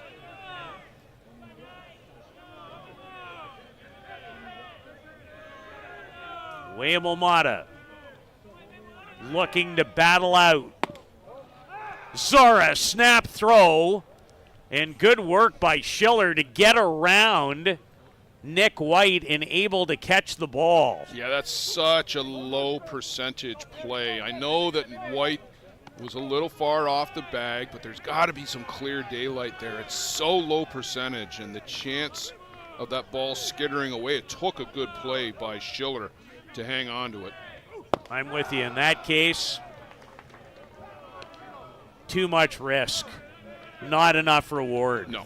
If that ball is spilt into the outfield, that gentleman, the 20-year-old from Truro, Nova Scotia, more than capable of scoring from there. 2 balls and a strike to Lopez. Waits on it, pulls it. over the head of Mr. Hill. Oh, some people who are all hanging over that fence down there too. That sent a couple of them scattering.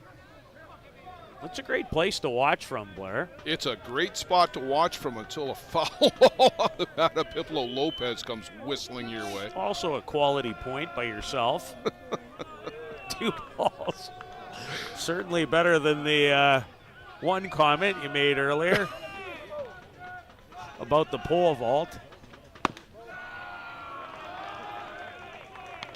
The drop did not miss the strike zone by much, and the count to Lopez is full in a 2-2 tie in the top of the 7th inning. A berth in tomorrow's winner's bracket final is what's on tap and at stake, as Lopez asked and granted time.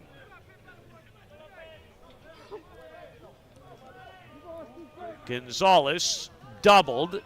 Nick White is the pinch runner at second, and he can flat out fly. Foul ball.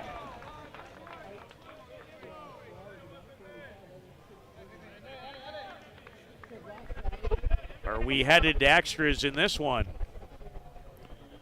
Certainly not out of the realm.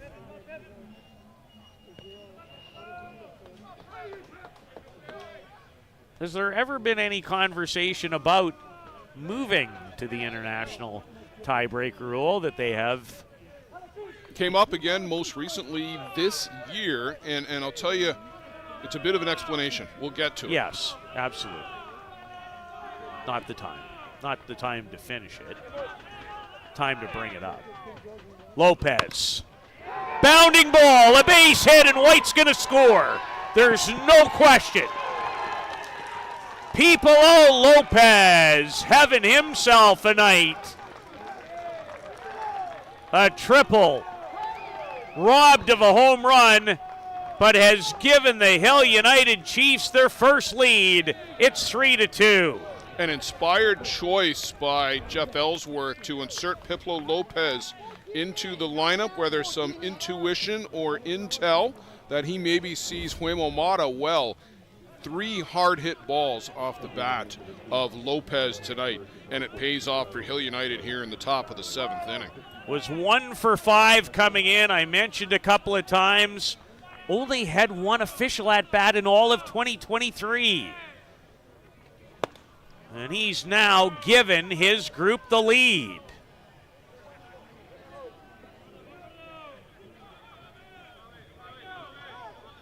Tyler Brancho on to run for Lopez over at first. Dad, the CEO of Softball Canada, Mike Brancho, in the house. Had a nice little visit with Mike earlier tonight. One of my favorite gentlemen to chat softball with. Zach Shaw, Teo Migliavaca, and Blaine Milheim due up in the bottom of the 7th as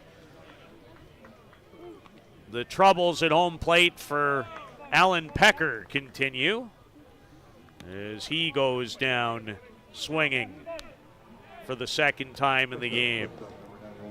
Yeah, just reaching for that drop off the plate. You saw Zera on the replay there bounce out to his left.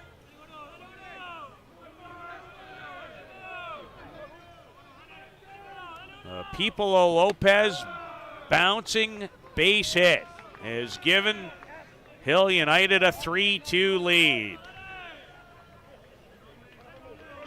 The New York Gremlins await the winner, and the JB Bombers are alive and well, Blair. Juan Villavazo singles, scores Nico Carrillo for the walk-off win. Their 2nd of the day for the JB Bombers, eliminating the Circle Top Dukes in 8 innings. Nico Carrillo delivered the game-winning walk-off double in their 1-0 triumph earlier today over the AWP Lumberjacks. So they continue their quest for the ISC World Crown.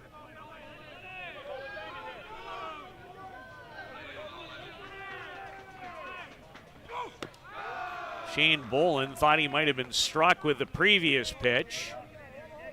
He's ahead in the count, 3 balls and no strikes. He came into the game with 5 hits. Did Shane Bolin. 0 for 3 in this game. And he tried to sell ball 4. Mark Corus behind home plate wasn't buying.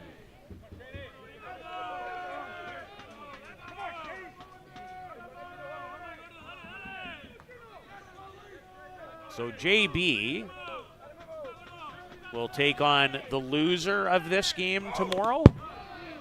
As Bolin fouls it back. You know what, Peter? I'll have to double check the bracket on that one. I think it should be Bear Creek and the Batmen in one game on that side of the bracket. And now the JB Bombers and the team that comes up short tonight. And we've got a lot of work left. Payoff pitch, a change up for strike 3. As Mata gets the best of Bolin. But Pipolo Lopez has the go-ahead RBI base hit. And now Hill United find themselves 3 outs away from a date with the defending champs tomorrow evening.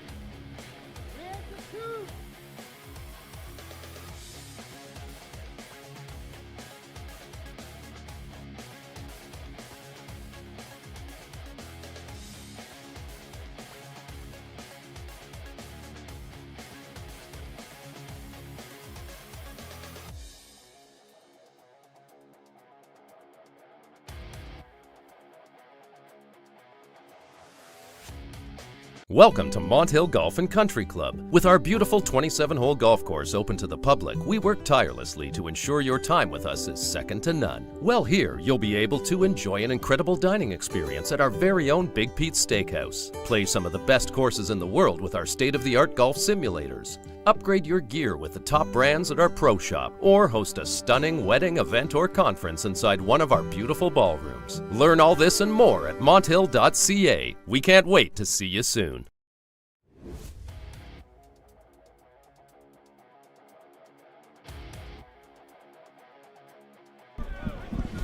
Bottom of the 7th. The Drillers are behind for the first time. They jumped out to an early 2-0 lead through 2 innings on solo shots from Teo Migliavaca and Blake Underwood, who's been as brilliant with a glove as he has been with a bat. Brad Ezekiel tied it with a 2-run homer in the 3rd. No runs, period, until the top of the 7th. Tony Gonzalez with a double. Nick White came in to run, and Pipolo Lopez bounced one over the head of Manuel Godoy to score White from second, and it's 3-2 Hill United. Is Zach Shaw, the number 9 hitter, trying to get the Drillers on track, and he couldn't have had a much better swing than the one he just laid out on that pitch that he fouled straight back to the screen. He was all over it. Just failed to square it up. He's walked tonight and reached on a fielder's choice. Do the Drillers have an answer in the bottom of the 7th?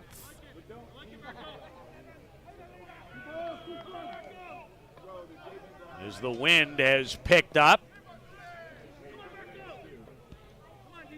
in the last few minutes at Softball City. Looks like another pretty good weather day tomorrow. Maybe not quite as good as the last 2. We'll crown a champion Saturday evening. The New York Gremlins are 1 win away from playing in the title game. Hill United's 3 outs away from being head-to-head with them for that opportunity. And Diaz, who really got his game in gear after the 2 early home runs that he gave up, strikes out Shaw. Yeah, he's really stepped it up in the latter half of this game, Peter. Not just due to the darkness, but he's really become hard to keep up with since the fourth. I think he's up to 8 strikeouts now. In that neighborhood. That's what I have on my book. You agree? Teo Migliavacca hit the first pitch that Marco Diaz threw way back in the bottom of the first. Out of here for a solo homer. He'd love to do it again. Migliavacca officially 1 for 2 with that homer. He also walked and struck out his last time. Teo had a good rip at that pitch. This guy's one of my favorite players in the sport to watch, talking about Migliavacca. Yeah, he's really exciting. He can run, he's great defensively, has a terrific arm, multifaceted at the plate. You see that, again, they are playing him a little tighter maybe than they need to on defense. Lenny Villavazzo and Shane Boland on the lines or inside them. Well, listen, they have all kinds of analytics and scouting reports to find themselves to play a hitter in that regard. So you don't arrive at this defensively without any data to back it up.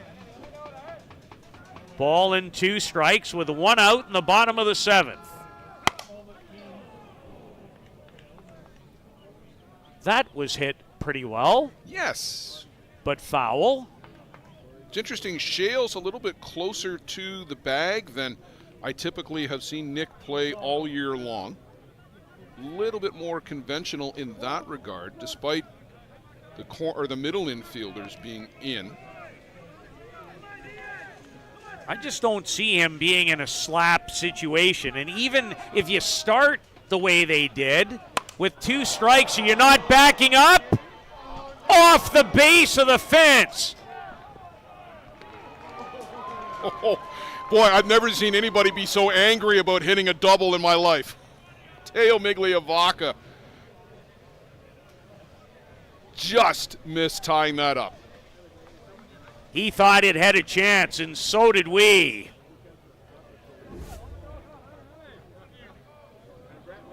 Couple of feet away, and there's the reaction from him, now clapping his hands. And the tying run after the double by Migliavacca, having one whale of a tournament, too. He's up to 7 hits, couple of doubles, 2 home runs. He's got to be in that all-world discussion. Well, those will start tomorrow. Blaine Milheim, no time like the present to bust out of a slump, don't you think? Can't think of a better one for a guy who went 5 for his first 6 and is 0 for his last 7. 83 from Diaz. Blaine Milheim, the 28-year-old U.S. national team member. All kinds of power. An opportunity to send us to extras. Bouncer. Stays foul.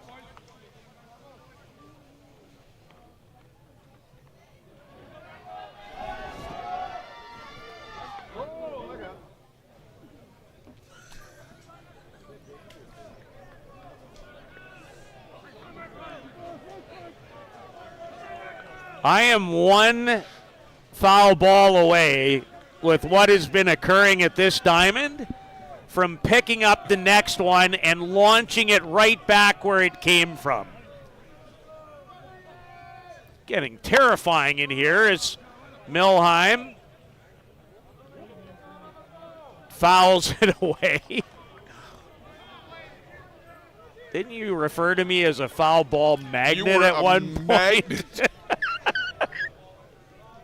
After last year when your iPad got taken out by a foul ball that came bounding off the roof. Well, there's been about 5 in the last half an hour, and one hit poor Hall of Famer Robbie Schweier right on the top of the head.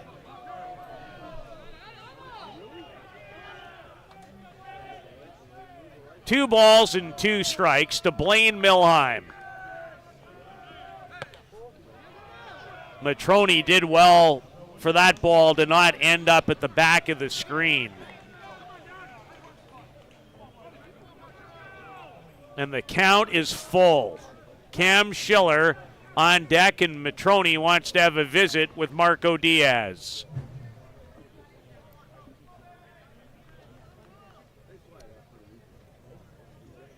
The balls, Peter, haven't really been that close, have they? It's not like it's just been 50-50.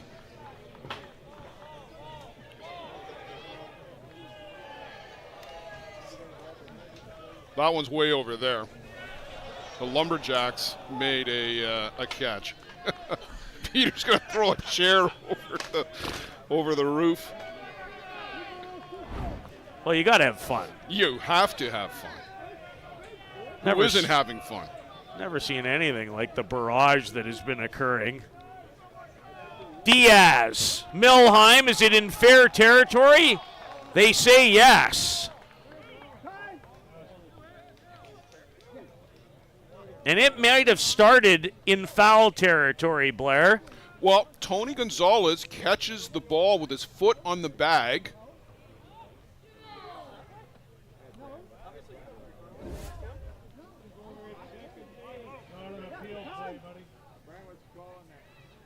Jeff Ellsworth is going to come out and have a visit here. Let's see if we can tell. And this is not a perfect angle, but it's very good.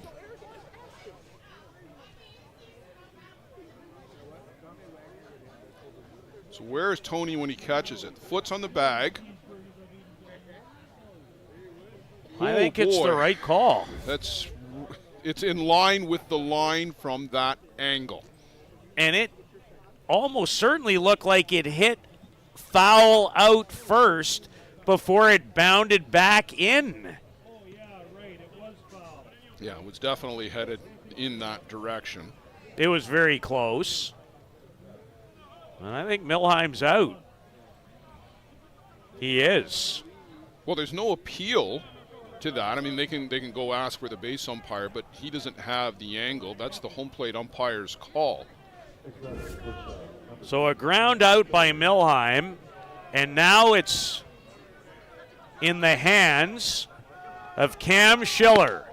Now the bounding ball to first did allow Migliavacca to move up to third, and he is more than a threat if a ball was ever spilled to tie it from there.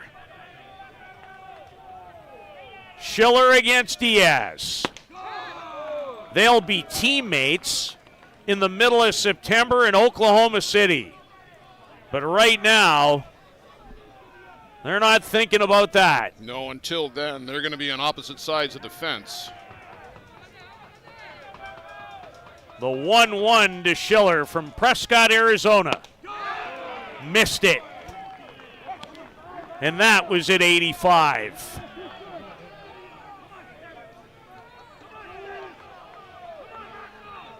This is what it's all about. 60 feet away from tying it, down to a strike. Diaz.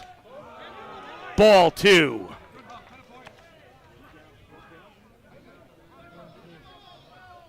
That's the thing about this sport, Blair, when every pitch feels like it matters, it's some of the best sports drama you can find.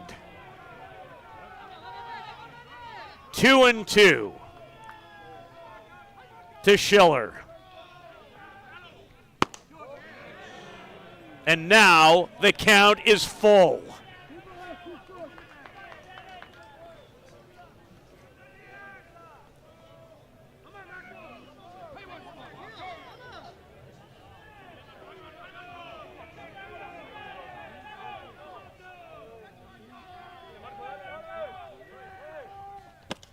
Missed, and it got away from Matroni, and it ties the game. Oh my goodness. Marco Diaz uncorks a wild pitch.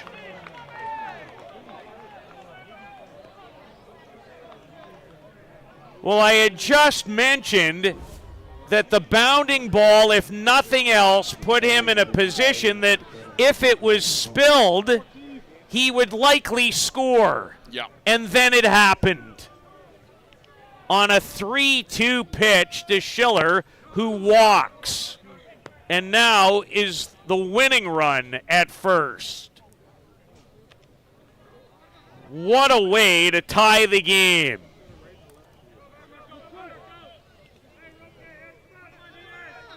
I told you, there's nothing quite like the drama. The E-word. You mentioned the E-word. Kronk.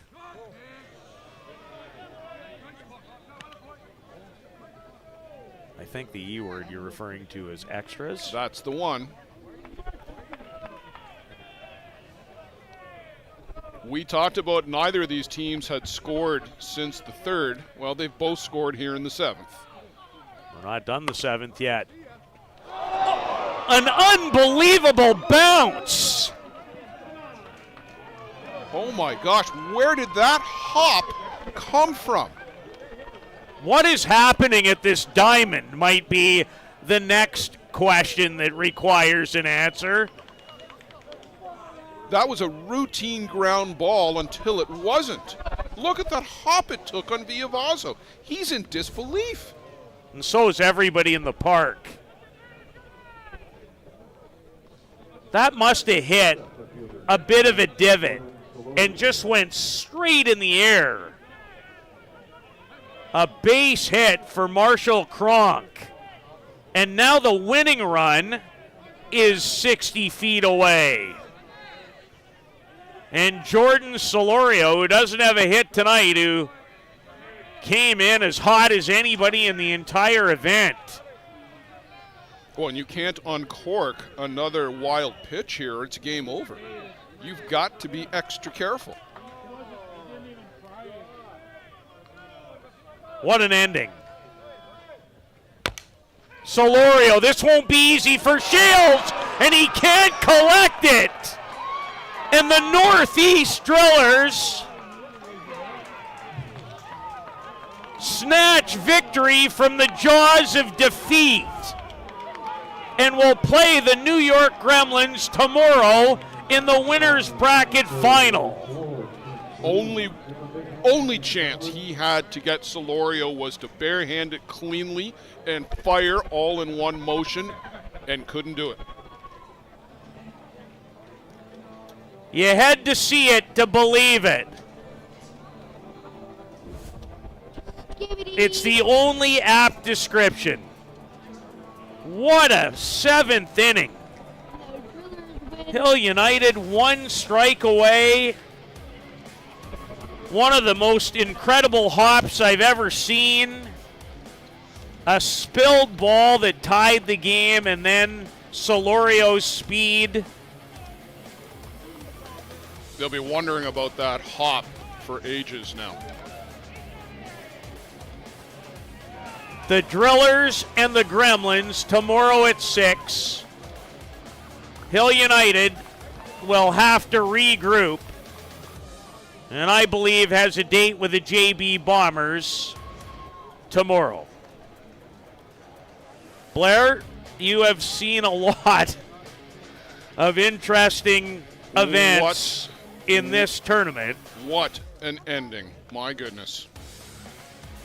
Well, that's a great place, I think, for us to end. The Northeast Drillers, in some kind of fashion. 2 in the bottom of the 7th. They win it. They'll play the New York Gremlins tomorrow at 6. 4, Blair Setford, the nicest man in softball, Joe Todd, Marvin the Music Man, who's probably up tomorrow cooking at about 3 a.m., Luciano Lafrano, the great Carol DeReste, and you.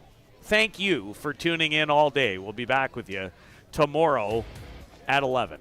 Good night, everybody, from Softball City. For the latest softball innovation, the website where you can experience the best tournaments in the Americas. Live games, news, tournaments, and much, much more. The best quality live softball, on demand so you can watch when you want. Become a Premier member now. SoftballPremierTV.com. Live it on Softball Premier.